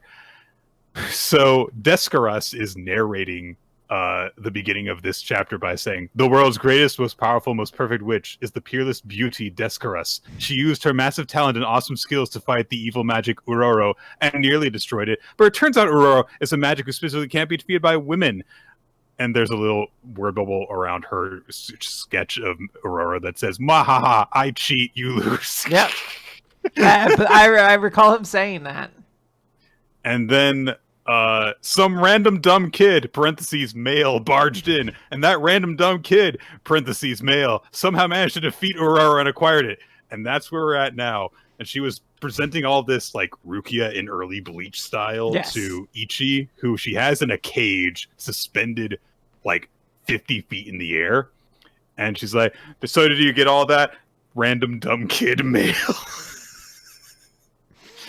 So Ichi's like, "Okay, why are you having me in a cage?" And Descarus points out, like, "Well, you made that massive blast with that one random spell you spoke before as soon as you acquired Uroro.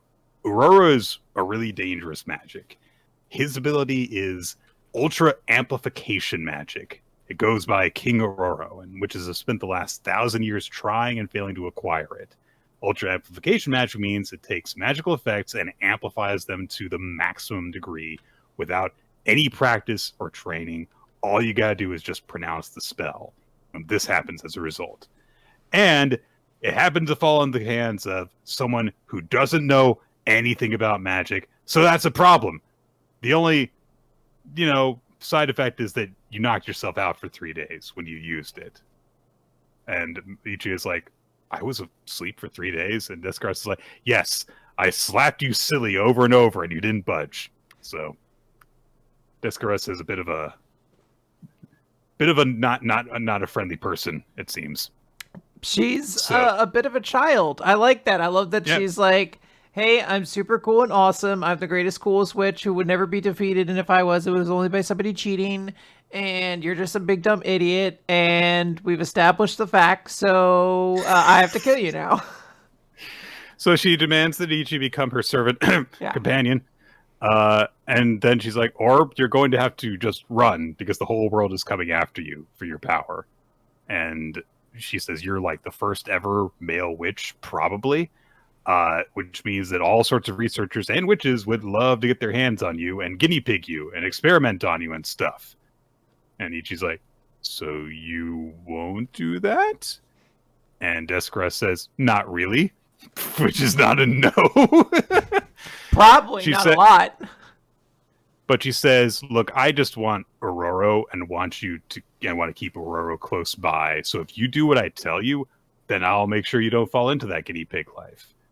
And Uroro is still around. Just because he's been subjugated by Ichi doesn't mean he's not like a thing. And he kind of manifests as this little black blob on Ichi's shoulder and is like, "You should run, kid. Don't let her fool you. She's just trying to steal me from you. But I'll help you out. Who cares if the world's out to get us? Come on, let's go together." And Ichi cuts the thing off his shoulder with the knife. Immediately, too. I love it. It's instantaneous. And he's like, "Oh, you scared me." That was scary. And then Aurora just comes back up. Why'd you do that? What are you doing? Why did you just slice my head off like that? Who does that? Like, well, a weird blob grew on my shoulder, so I'm gonna cut it off. That's what I would do. Yeah. And also, I sense murderous intent. Yeah, I love that Descaros is like, I agree. I would have also killed it. He's like, no, don't agree. And Descaros is like, look, I know what you want to do. You want to turn that kid against the Witches Association so that he gets himself killed, because that is how magics free themselves, is when their master dies. And I love Aurora's like little design with the big eyes and little claws that he has. I mean, it gives me a little bit of Magu-chan vibes, just the kind of very simple designs. And so he says, all right, let's accept for a second that let's say that I accept that this guy has acquired me. That's how the rules are supposed to work. But I mean, come on. I'm not gonna help witches against my own kind. I'm not gonna help him hunt my own kind. And Ichi says, hunt? Oh yeah, witches are horrible barbarians. They go around hunting magics. And Descaros says, well, we hunt magics because you're awful. You go around and you wreck things. And Aurora says, we're the indigenous species, which is a great argument. And so they argue back and forth for a little bit, and then Ichi cuts in and says, like, wait, you just said there's a lot of magics like this guy? And his eyes are twinkling, and Descaros goes, blink! Literal light bulb goes off over her head. And she says, yep! All kinds of magics out there, and they're all powerful and cunning prey to hunt. There are 3,185 different confirmed magics, and every time a new Pokemon game comes out, 100 more get added on. But she says only 402 of those have been acquired by witches. The world still holds countless unknown magics. All right, Nick, I want to give you a little quiz. Can you tell me who Pokemon 402 is? No. No. Can you tell me which generation it is in? Let's see. So 251. That would be Gen 4, I believe. It is Gen 4. Can you take a shot in the dark and take a guess on a Gen 4 Pokemon? I don't remember which ones are which. I was gonna say, if you pull this one specifically, I would be blown away. Isn't there like a clam thing you can get? And is that one in 4th gen? Are you thinking of Shellos, which is like the little like sea slug kind of thing? No, it's like you get pearls out of them or something like that. Oh, that's Clam Pearl. That was Gen 3, I think. That's the thing, is that Gen 3 and 4 kind of like go together in my mind because I experienced them at the same time. So I don't know. I just know that Gen 4 had too many legendaries. Yeah. Well, this isn't a legendary. This is a bug type. It's everybody's favorite mono bug type, Kricketune. Oh, okay. If you had pulled Kricketune, I was ready. If you were like, is it that like fucking mantis shit with the stupid mustache? I would have screamed. It's not a mustache. It's the things on a violin. Come on. Yeah. Anyway, while Descaros is talking about the different types of magics that are out there, she says they may hide in the heart of volcanoes, or in the soundless depths of the ocean, or in the glittering heights of the sky, or even in a dusty, forgotten corner of someone's study. And the freaking designs of these things that she is talking about. The volcano one alone, it looks like an octopus. Yeah. Who thinks volcano and octopus? Like the ocean one's a freaking mantis shrimp of some kind? Like... Yeah, I mean the fire, the volcano one is something fire connected to all the tentacles, but yeah, like fire octopus is not what you'd expect to be defending a volcano, and that's very cool. And the one that is, quote, in the glittering heights of the sky is basically a biblically accurate angel. Like, And the one that's in the library just has a leg, It's a sexy lady leg coming out. Sexy lady leg is the one I want to find, and you find out the rest of the body is just like it's like an alligator. You're like, huh? I feel like they tricked me. Good move on ya. Yeah. And so Descaros says, tracking the magics down, hunting them, and acquiring them is a witch's job. And I saw your house, and I've seen how you live. You're a hunter. Normally men have zero connection to anything magic related, but through some miracle you've acquired Aurora, and now you can hunt magics with that. And Aurora is really pissed off about this. Is like, oh no, she is going to just convince this absolutely crazy guy to do an absolutely crazy thing. This is so bad. And he's like, oh man, and Ichi is me like, I'm gonna do it. And I don't really know about all this witch and magic stuff, but I'll think about it after I've hunted a few of them. which is how his brain works, I guess. So she snaps her fingers, the cage dissolves, and Descaros frees Ichi and says, all right, let's get off this mountain. And then Ichi looks down while she's figuring stuff out and is like getting in contact with her allies through the mirror. And he says, hey, you mentioned a revive spell before, right? What's the chant for that? And she's like, oh, be the reborn Parthenon. What about it? And Ichi's like, okay, goes into his magical form, which gets Descaros really, really scared. I love the face that she makes.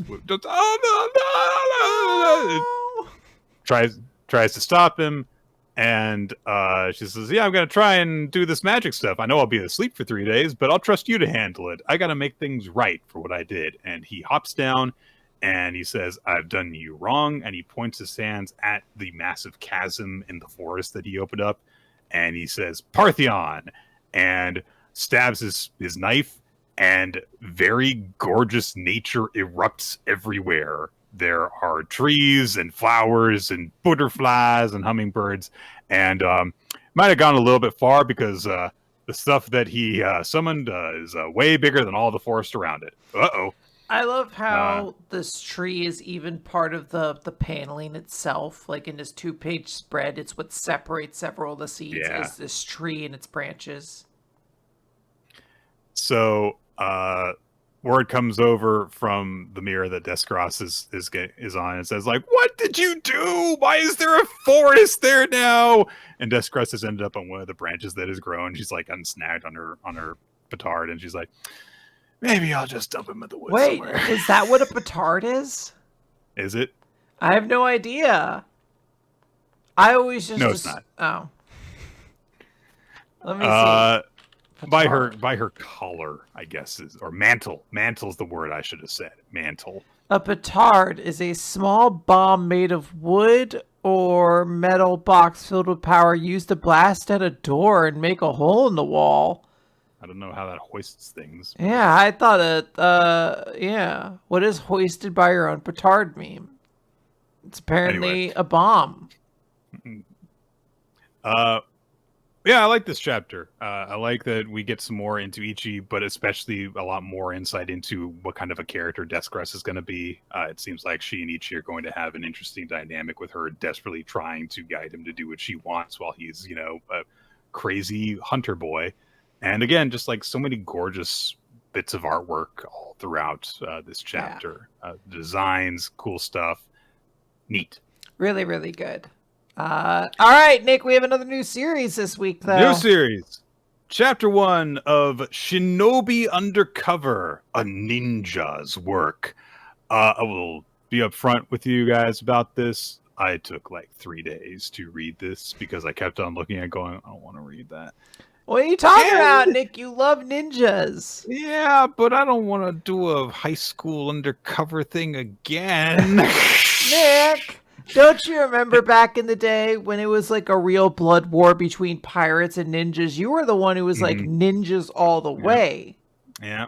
Well, you know what? Pirates haven't been undercover in high schools in manga for the past 20 years. So. That is true. One Piece really fucked up anyone trying to do a pirate manga for the past, 30 years. Like, there's got to be somebody who was like fucking Kishimoto was like, all right, well, surely I'll just futz around. Like, I'll futz around with Samurai 8 for a while. Eventually, One Piece will end, and then I'll just jump right into my pirate series. And then Oda's like, I don't know, gang. 5 more years, let's say. So we are introduced to what ninja are, but like in a very, like pop culture sense, of course. And then we see our main character drop kick a guy and beat him up and stuff. And we see that he's beating up a bunch of dudes. And we are told that ninja exist even now.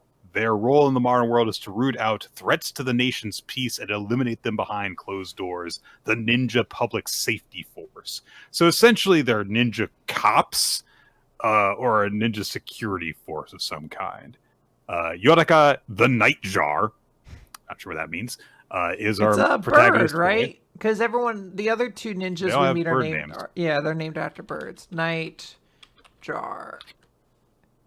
So Yotaka is like reporting to his operator, and I do like one touch of this series is that he is constantly in touch with his handler, his operator. We have not seen the operator's face in any form yet. It's just a voice that Yotaka hears over a comm on his ear. We are very quickly told that Yotaka has horrible social anxiety, so like he's told to, look after this politician that he's rescued for 5 minutes, and he's like, 5 minutes? Just like goes and hides outside instead. It's so brutal that Ultimate Exorcist Kiyoshi is like, what? Fucking 12 chapters in, and we're already aping the same concept? Not even cold in the ground. Not even in the ground yet. It still has a shot.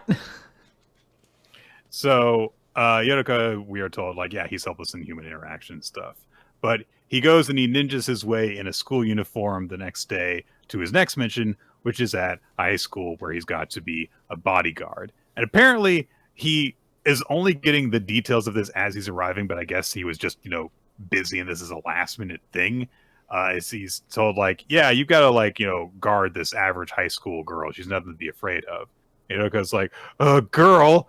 But I'm awful at talking to girls. And I do like the operator says, like, well, you can't talk to men either, so. Yeah. I don't know why you're specifying this as though you're better with somebody else. And, Yotaka's like, you're always telling me to be stealthy. Now you want to interact with people? That goes against everything you taught me to do. Oh, this is the Candy Flurry duo? That does make sense with the art. We are introduced to said target that needs to be a bodyguard as she gets let out of the back of a car. And, her driver says, like, be careful, watch your step. And she's like, watch my step. Come on, I'm not a little kid. And I have to say, I was very nervous about this series up until this one moment. She takes one step out of the car, kind of turns her ankle and goes, ow, bumps her head on the top of the car, ow, turns her other ankle, falls on her face. I was like, damn. I felt awkward in my life, but I've never done both ankles back to back. But I've had stepping out of a car. But I have had moments like that where you just like chain bad like unluck basically, and you're like, my life sucks. I'm an embarrassment to existence.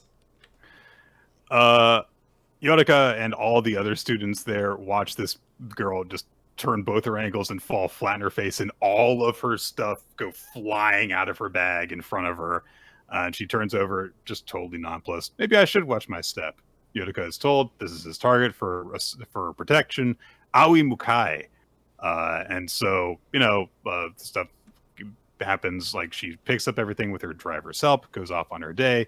Yotaka happens to pick up a little charm that she's got that looks kind of like a tanuki, maybe. It's very, very cartoony. It's hard to tell at that level.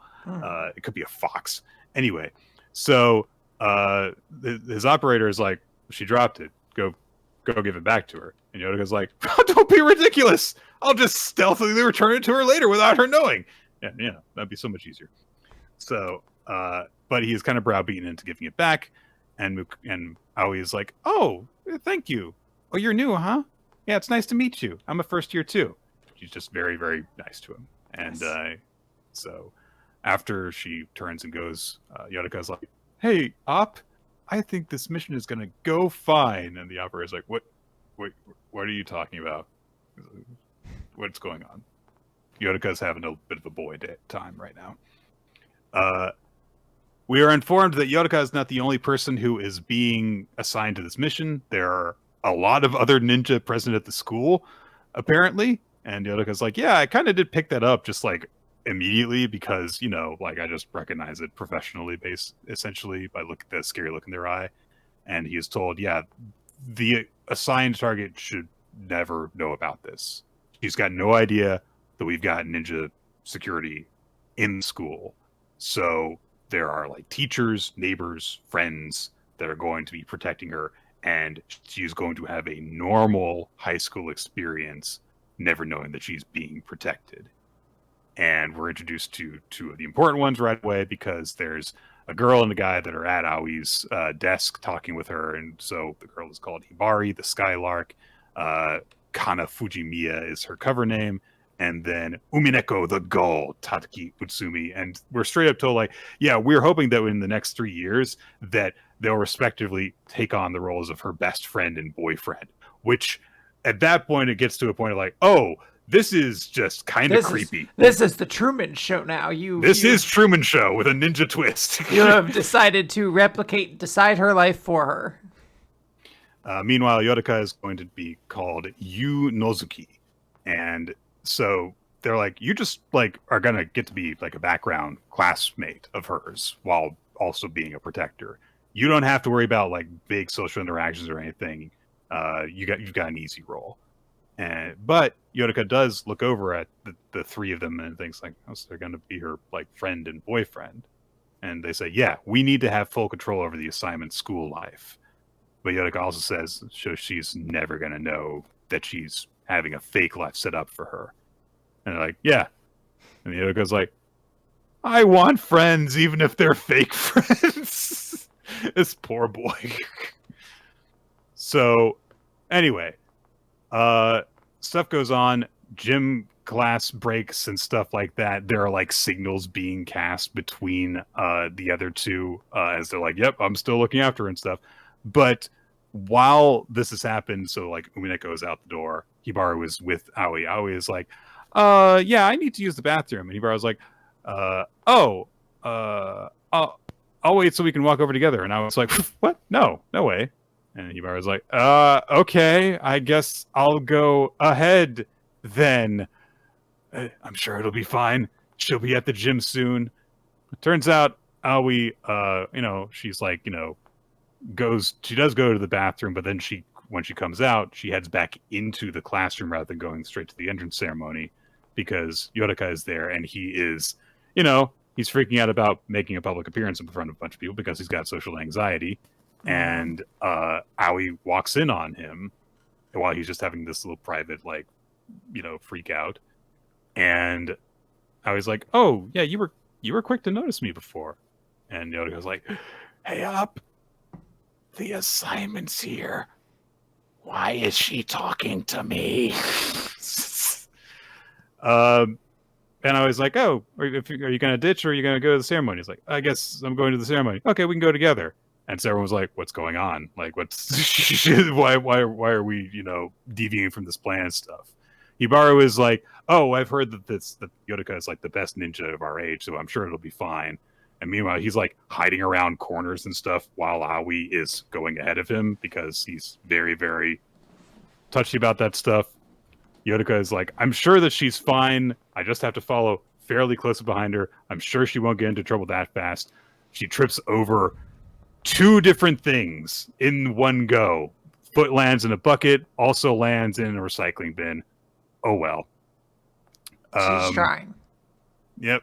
She gets her way out. She's still okay, though. And Yotaka's like, oh, are you okay? And she's like, oh, I'm totally fine. And she's again, just like totally okay with it. She must be used to falling, I guess. But they clean stuff up, and then they're like, all right, let's go to the entrance ceremony and stuff. And then Yotaka's like, oh, man, if I go in there now, everyone's going to look at me, and I don't want to go. And I was like, oh, you don't like attention? And he's like, yeah, just imagining it makes my knees knock together really fast. And his knees are knocking together. It makes Aoi laugh. And she's like, oh, my God, are you seriously? But she's like, yeah, but, I get it. I can't understand why others act the way that they do. sometimes things go too well for me. It feels convenient, like people are doing things for me. And so, the op explains, like, yeah, public safety been watching her ever since she was young, so maybe she noticed how artificial things seem. And Yotaka understands, like, maybe she wants to be different because she wants to escape the artificial normality of her life. Mm-hmm. She is Truman. She realized, she picked up, I mean, it took Jim Carrey like an entire 2 hours and some change to figure it out. So she figured it out. And he was like in his 20s. Yeah, she got it very quickly in comparison. But yeah, she's like, yeah, this is the first time I've ever actually told anyone about that, that feeling that I have. And then she realizes also that Yotaka's knees have stopped shaking. And she's like, oh, well, because she kind of found it, charming and amusing and stuff. But as they're making their way to the entrance ceremony, Aoi runs literally into a teacher who's got, like a clipboard and stuff, and bumps into him. And Aoi is like, kind of blames him for it, which is kind of cute. And then the teacher says, hey, guys, get to the staff office. Ask for their names. They identify themselves. And then the teacher, after Aoi moves on, stabs Yotaka in the neck with a pen that it turns out is actually like he is some sort of like hypodermic needle, actually.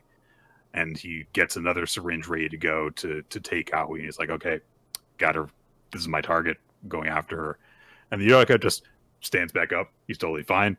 And he's like, this is a weird pen. I think I just got injected with a tranquilizer. Drugs don't work on me, by the way. Like, well, damn. That was a lot of my tools. He runs quickly by the operator, like, is there someone from public safety disguised as a teacher named Nakamura? No. Well, then either he's a really upset teacher or he's an enemy. So, yeah, he's told, like, well, then take him out before Aoi freaking notices you. And she's literally just 10 feet away, walking away from them while this is happening. So, fight scene happens. Yotaka runs in and chops the dude's head off with his hand. Wow, this series is cool. I kind of wanted that to just happen. Yeah. It turns out it was a vision that the guy had, like, of how dangerous Yotaka is. I really wanted him to just chop the dude's head off. Apparently he's like, oh, that's what would have happened if she hadn't turned around and, like, forced him to, like, pull his hand back. And I'm like, nah, dog. Should have just had him raw, dude. Just cut this guy's head off with his fucking bare-ass hand. So Nakamura, quote-unquote, realizes, like, oh, he stopped because he's trying to hide his identity from the girl. And so, yeah, Yotaka starts looking dangerously at him again as soon as Aoi turns her back. And so he's like, stop. And he's like, okay, I'm safe as long as that girl is looking at me, because he has to protect his cover. So he's like, okay, I have to go to work. So you guys go to the ceremony on your own. And then he just starts booking it. And Yotaka's like, okay, well, he's trying to escape. I need to stop him. So he excuses himself and says, I need to go to the bathroom. Nakamura is freaking out, realizing, like, oh, all the rumors about how dangerous the ninja are true. And Yotaka, for some reason, like, Spider-Man's his way over to him. It would probably have been faster if he had just run, but whatever. Yeah. Drops in front of him. Nakamura starts begging, like, you're like her bodyguard, right? So you should just quit, okay? There is something weird about that girl. Do you even understand, like, all the wealth and privilege she is at the center of? She's got a price on her head on the underworld, and she hasn't got any parents or siblings. She's all on her own, and nobody's going to help her. And Yotaka realizes, oh, this is the reason why this girl feels the way that she does, is because she is in this danger and has to be constantly protected artificially. And then he thinks to himself, I understand what it's like to end up on your own. And he flashes to, himself on one of his missions having, like, everyone else dead around him. And Nakamura starts to say, like, hey, I'll pay you whatever you want. And, of course, Yotaka turns it down, returns the syringe to send her, and then disappears. And while he's disappeared, says, you probably wouldn't understand. Comes in from his blind spot. Very cool artwork. Kicks the guy in the head. And then he says, you understand, if I joined a new organization, people would ask who the new guy is, and I couldn't handle that. So It's funny. But he also says, nobody's really on their own. The nation has our backs, and it's my job to protect that.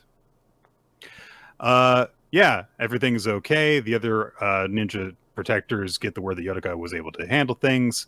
Hibaru tries to get Aoi to go home with her, and she's like, no, I'm getting picked up. But she stops and goes to talk to Yodoka and says, hey, you are interested in making friends, right? And he says, maybe. And she says, you want to be friends with me then?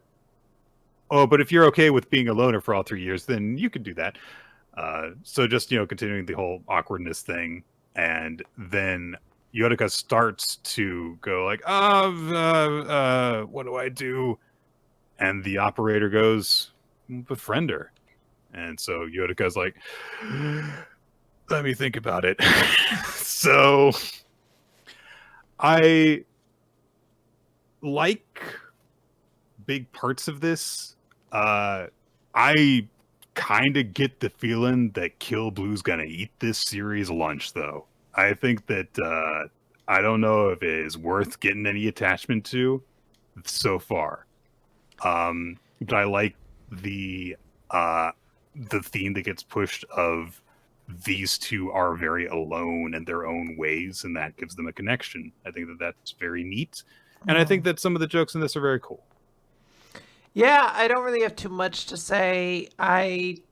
There's brief moments that I'm like, oh, that's funny. This is a little charming. Like it's okay. But as mentioned, like this initial premise of like super competent person who has social anxiety and like treating it as a comedy, like Ultimate Exorcist Kiyoshi just came out, and as mentioned by yourself and other people, the series does feel like just kind of a mashup of a lot of other things that are like not just like existing things, but are like still existing things. Like it's not like it's like, oh, you're aping Yu Yu Hakusho, like you're aping like your contemporary stuff. I don't want to say aping. I don't want to say it's stealing anything. It's just it's too similar to them, so it's going to be compared to them.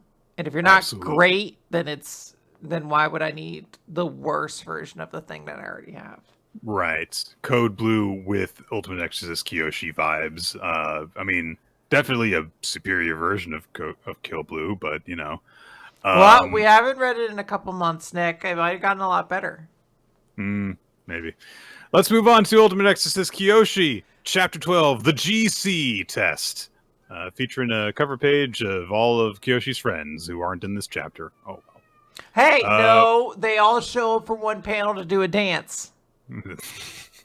We are reminded of who the Grand Crosses are and how important they are. And of course, then we get to the Grand Cross test, as we were at last chapter, with Kiyoshi having just emerged and protecting someone during the first wave of tests. So Sosuke says, like, what are you doing here? I thought you were working at a branch office and that you weren't interested in your rank. You get a flashback to when he, kind of went over things with Mr. Saki, and who's like, yeah, go take it. Because if you miss the test, then you're going to have to wait a year before you can try again.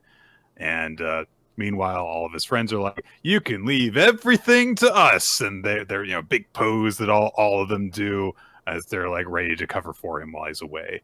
And then Kiyoshi's like, I get it. Yeah, okay. I might be shy, but everyone's rooting for me, so I got to do this. And I like how the one helper who doesn't have exorcist powers is like, why does he get time off? He doesn't know what's happening. So Kiyoshi's like, I'm going to protect everything. In order to do that, I have to become a cross paladin, and big declaration of war. But then Sosuke says, nice, but I'm going to be the one. And his ally, I can't remember her name, but of the two, the female of this part of his group, barges in and is like, you're that Kiyoshi Hirai, dude? Stop acting like that. You want a piece of me? And she's really getting in his face and stuff. And Kiyoshi's like, they're from the Knights of Light. Oh my god. Please cover yourself up. Because she has a tank top and is not covering it up. So that's going to hurt at a certain point. Yeah. She's going to be running around.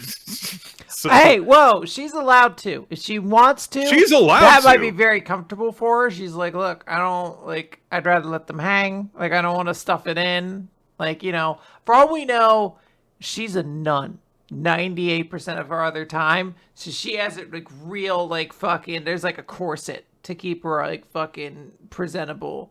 Because you can't be having the kids at church be fucking going crazy for the nun. Like, you can't be too hot of a nun, Nick. You understand that, right? Yes, I do. Did you also get taught about this in school? They were like, ladies, you could join the nunnery, but you gotta be you gotta put the girls away. You gotta put the girls away. You gotta be like a 7, like maybe like a high 6 or below. You know, that's what we're kind of saying. You can't be too hot. You're gonna be distracting everybody. I'm just concerned for the levels of support that she has if she's going to be doing a physically active activity, because that might hurt it at a certain point. Oh, anyway, she's got Exorcist powered sports bras on. Ah, well, no objections then. There we go. Good to know she's prepared. Awesome. The other guy with Sosuke's group says that guy's pretty strong, so he makes just as strong an impression.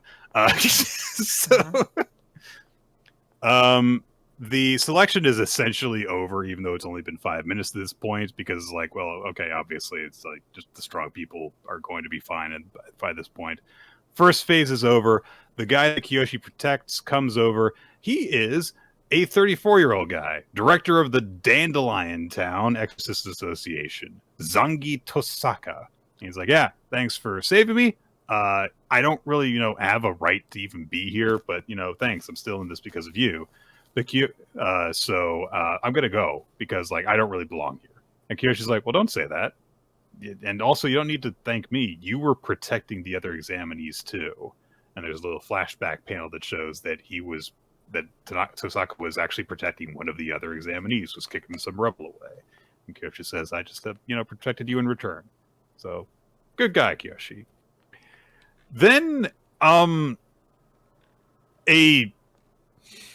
I don't know how to describe this person steps in. They're like an evil businessman and also dressed like a kindergartner. And that hair. Yeah. So Tosaka's former junior, Kohei Yana, who has a terrible haircut, and also 2 goons with them. Yeah, the guy who's gonna have the chariot persona in the next Persona game wanders in. And mocks Tosaka for being like, this is your 10th year taking the test. Why don't you just give up and admit you don't have what it takes, and that it hurts you. It hurts that I still see you here. You suck. And Sosuke says, says the third-rate flunky. Waka waka. So he says, you're not even competition. I can tell from the way that you're acting, and you're annoying. So yeah, the jerk Yana stalks off. Kiyoshi's me like, Sosuke's so cool. That was actually pretty cool, Sosuke. That was cool. That's nice. And Tosaka is like, hey, thanks. And Sosuke says, oh, I didn't say any of that for you. His other 2 guys, come in and are like, hey, don't let those small fry bother you and stuff. Don't let them distract you. Kiyoshi, Sosuke walks away and says, hey, do you even know how many people passed last year's test? It's 0. Because the contents of the test change every year. And look, this whole cooperation thing, if you get in my way, I'm not going to show you any mercy. 20 people are left already after the first round, and so we're told. Second phase of the test, your challenge is an escape game! And the guy conducting the test is very, very chipper and excited and happy about it. And he says, so the cursed forest from Naruto, you're going to be sent into there, and you've got to escape. You have 1 hour. If you can get back out alive, you pass. You're going to be divided into teams of 3. There's got to be a team of 2 left over, guys. That's not divisible. Yeah, I question that, especially when I thought we got that answer when they're like, oh, Sosuke and Kiyoshi work together, and they're like, actually, no, the third guy's with them. I was like, oh. Tosaka, right. Well, okay. And yeah, also team assignments are random. And so that happens. So Sosuke's entire group gets split up. Yana's doesn't. He still has his 2 guards with him. There's a bunch of guys in another group. And then there's Sosuke and Kiyoshi, who just had that whole thing of like, oh, we're gonna beat each other and stuff. And it turns out they're on a team together. And then, of course, Tosaka's there with them. Makes sense. They are transferred into the forest. We get a little bit of a thing saying, like, by the way, this in the Exorcist rules, the Memento Forest is specifically mentioned because it connects the demon realm to the human realm. There is a cult hole there, a place swarming with monsters. And so if you go into the forest, then you're essentially told you're forfeiting your lives. And a big spider-like demon, except with a toothy mouth, so it's not a cute spider, is confronting Sosuke and Kiyoshi and Tosaka as soon as they arrive.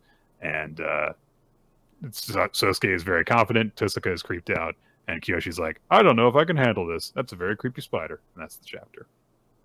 Yeah, I like it. It's good stuff. It'll be fun. It'll be fun to see what goes on here. Yes. Marriagetoxin. We have not even a full chapter. It's just it's the text conversation, a little page with Chinatsu. Mm-hmm. And it's funny because Arina gets a hold of the phone at some point, pretends to be her, and he's like, oh, you should come see me, and like sends like kind of like a sultry pic. And boobs. Yeah. Immediately Garo's like, what, thanks, Zao. And she's like, no, not me. I'm not Zao, Chinatsu. And eventually Chinatsu gets a hold of the phone and is like, I'm sorry, and then sends him a pic of her shaming. Yeah, it's like straight up like when you put a sign on a dog that's like, I pooped on the carpet and then ate it. Yeah. But then as a result of sending that pic, he's like, oh, that rest stop's actually pretty close to where I am. Huh? Can I come over? Huh?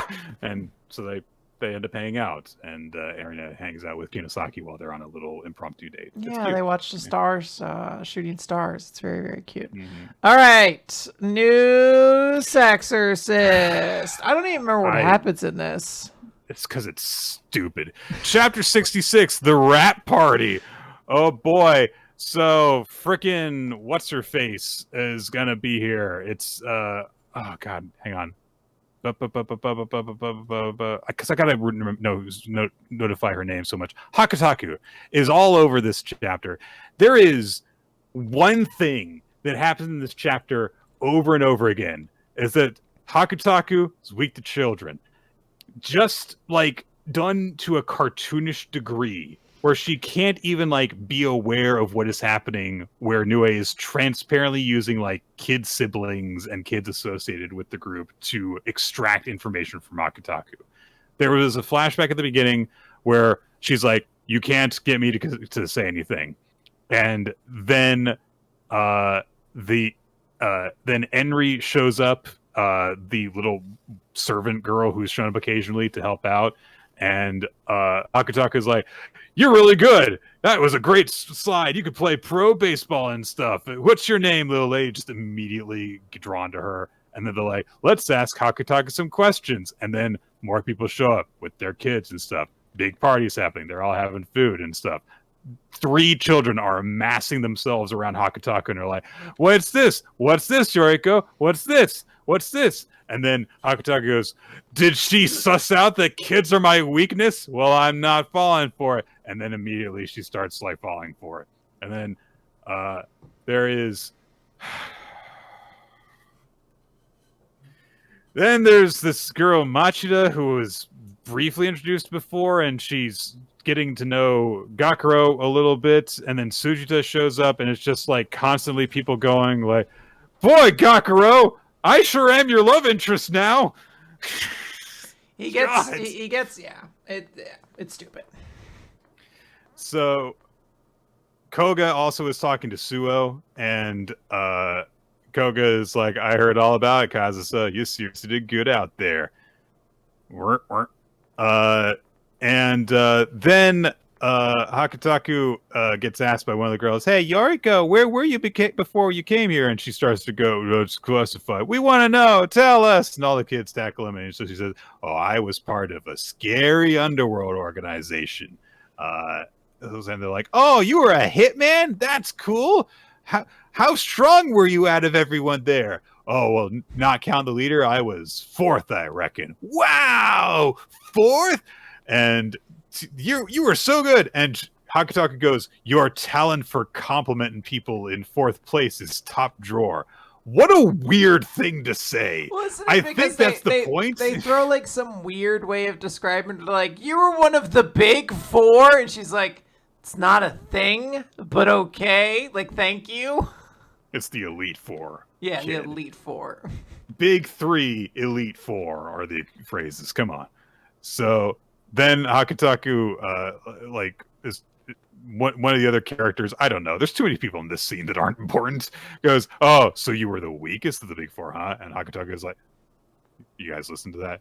That's not good. You guys can't be listening. So, Nue? Is that Nue? Is it? I can't tell.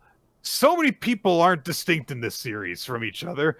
So she just picks up one of the children to ask her question, which is, oh, so your objective of your group is to stop the Hyo from being resealed, break the city's barrier, and free yourselves? And Hakutaga's like, yes. Okay. They keep on going with just stuff.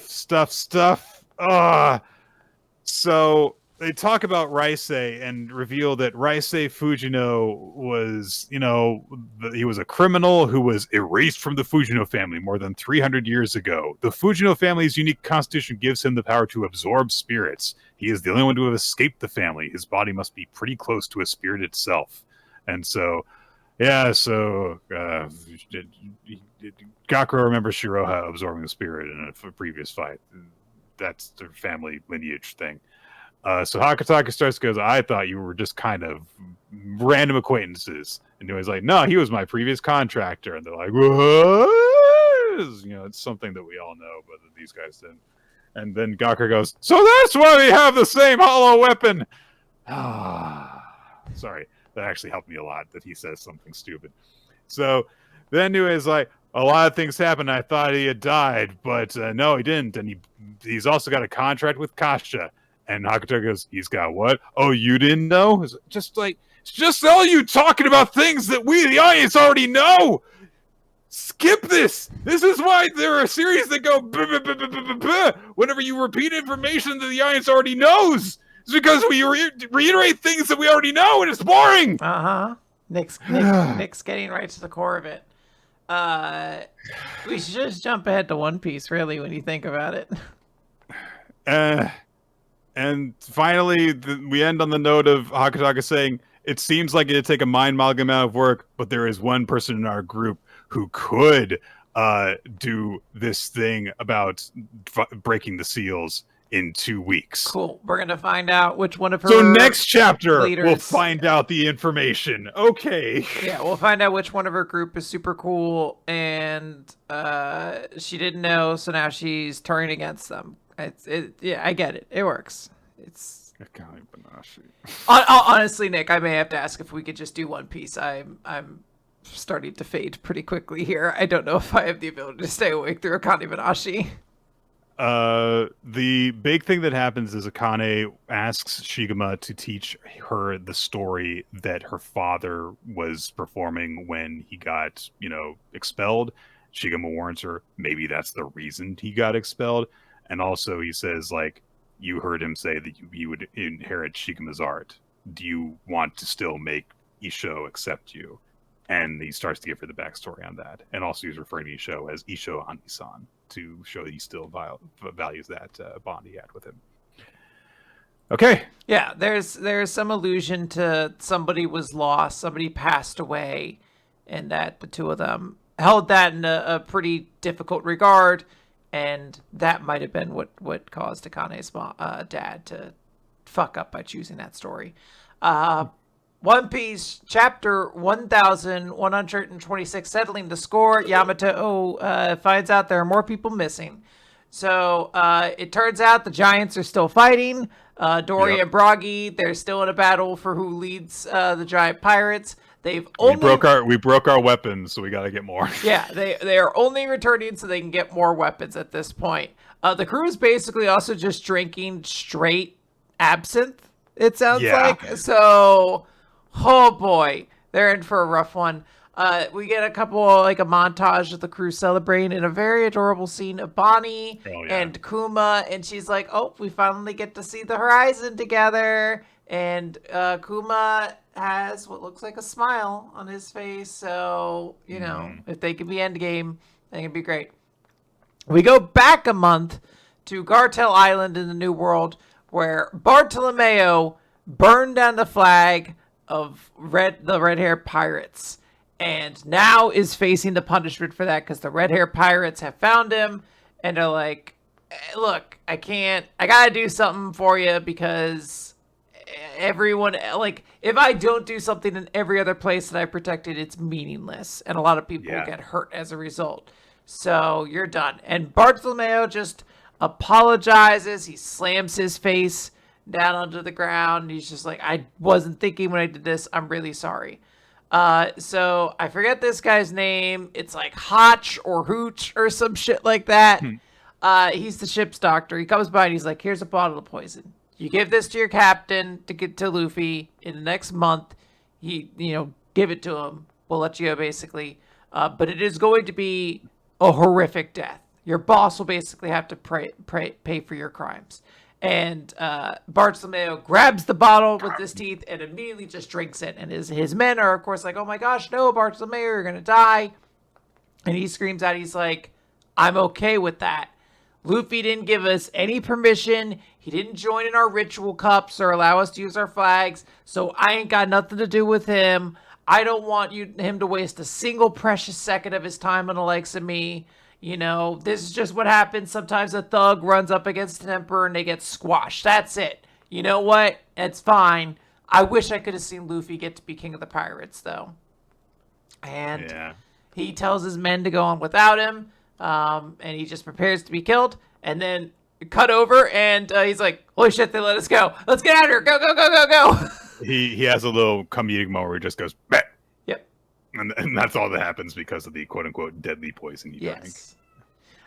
So cut over to Ben Beckham, and he's like, hey, Captain, what's your smirk for? And Shanks is like, I mean, doesn't it feel good knowing how much they care for Luffy? All right, Yasopp, blow them to hell. And Yasopp fires a bullet, and the Bartolomeo ship is destroyed. And that's just what it says. The Bartolomeo pirate ship sinks in the waters off of Gartel Island. Status unknown. So we do know that obviously Bartolomeo can make shields, but who knows? Cut over to Pirate Island, full of lead, and Blackbeard is there, and he's yelling at Pizarro, where he's like, hey, what the fuck happened? How did you let Kobe go? We are in a fucking... like, the whole world knows about the poneglyphs now. This isn't some underground thing. Everyone knows all the emperors are going to be in a full scramble now. The Marines and the world government are going to be involved. This is crazy, right? And Pizarro's like, look, I'm going to make it up for you in a second. I also have to admit Moria escaped as well. So Moria is also out there. But the men outside of the island or on the outside of this base are all about Blackbeard. They're chanting about how he's going to be the man who claims One Piece. He's going to conquer the world for us. And Blackbeard's like, all right, this is pretty fucking cool. All right, tell me again what's going on, Kuzan. You let Kobe get away, but... And Kuzan's like, we got Garp instead. So everyone's laughing. They're like, oh, so this is an upgrade. And Kuzan's like, yeah, I didn't think I got Garp alive, but he lived through what I did to him, basically. Yeah. So everything's going really good. Blackbeard, in full evil, like maniacal cartoon bad guy, grabs Point, and he's like, yeah, and we have the three-eyed girl on top of this. This is the best.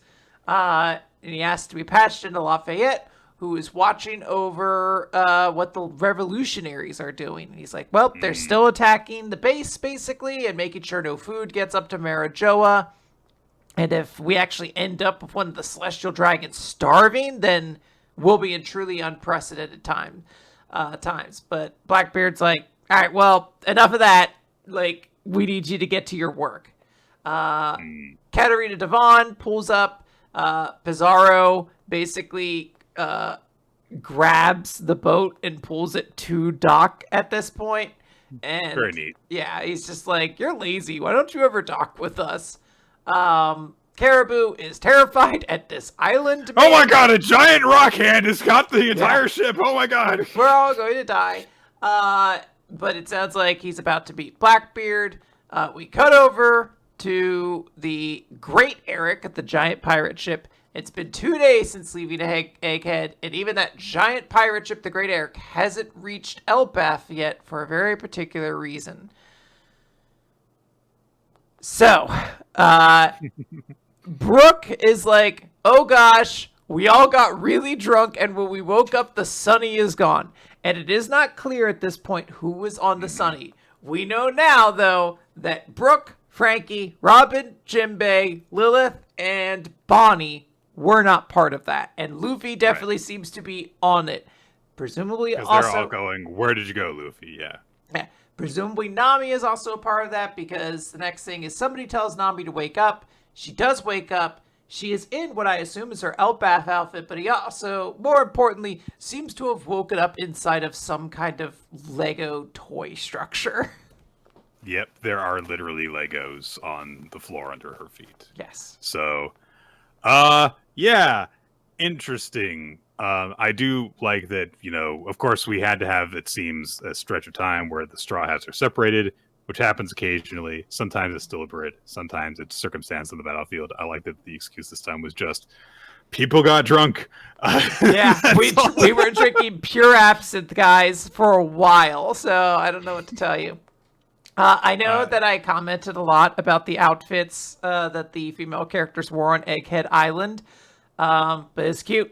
I don't know what to tell you. The rules are different sometimes. If this is Tsunami's Elbath outfit, it's extraordinarily cute. I really like the reaction that Caribou has when the ship gets picked up, because not just that he freaks out, he says, "A gigantic monstrosity has plucked us right off the Whitecaps as I live and breathe." It's a silly reaction. Yes. And there's just also just some cool moments for Bartolomeo and stuff. It's fun, and I really do like that moment with Bonnie and yeah, it's very, very sweet. Kuma.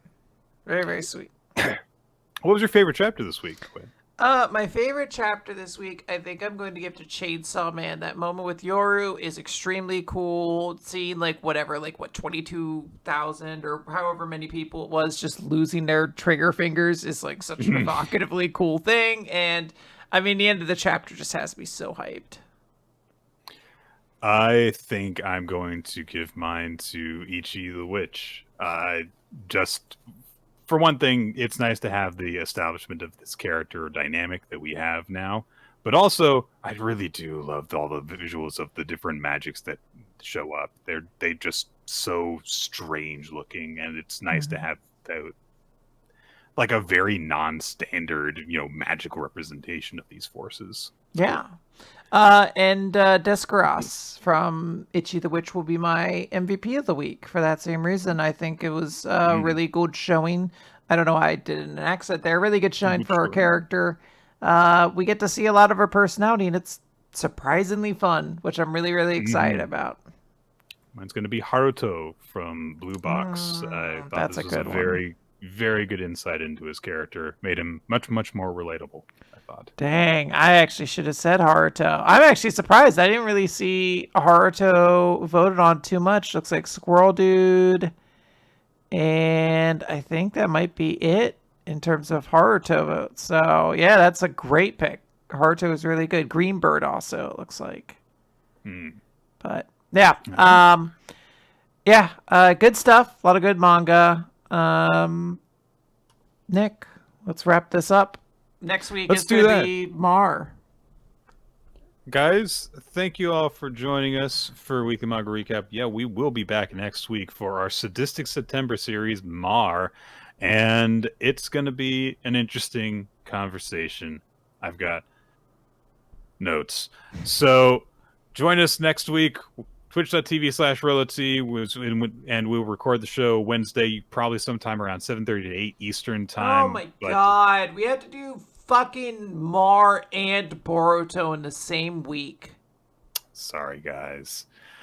Why do you apologize to them? They love it. We're the poor fuckers who actually have to do it. We have to read it and think about it. We have to let our thoughts get occupied. I have so little free time right now. So much of my time is spent taking care of my dad. And when I get a moment of free time, I'm like, I could read X-Men comics and be happy, or I could be miserable and reading Mar. And I have to pick miserable so often. Twitch.tv/RoloT, YouTube.com/Weekly Manga Recap, weeklymangarecap.podbean.com, iTunes, Spotify for the audio versions. Thank you to Miles Jack Stilts and Wizard Cheddar for the opening sequence of the video version of the show. Patreon.com/Weekly Manga Recap for bonus stuff if you want to chip in to the show monetarily and also get bonus episodes. We talked more X-Men recently. We might have even more this month, depending on how things work out. And special thanks to NinjaX3i, who maintains the Google Doc, which you can also find on the Discord, which is linked everywhere this gets posted. And special thanks to Steve Man, who does occasional title cards, which show up on the YouTube thumbnails. Yes. That's everything. That's it, everybody. Thank you all for listening. And we're going to catch you guys next time. Right here. I shouldn't do this. I shouldn't do this sign unless I'm going to do like straight up like the Statue of Liberty. And then 22 billion people lose their fingers. Okay. Nope, I'm pretty sure I nailed that number pretty accurately. Goodbye. Yeah.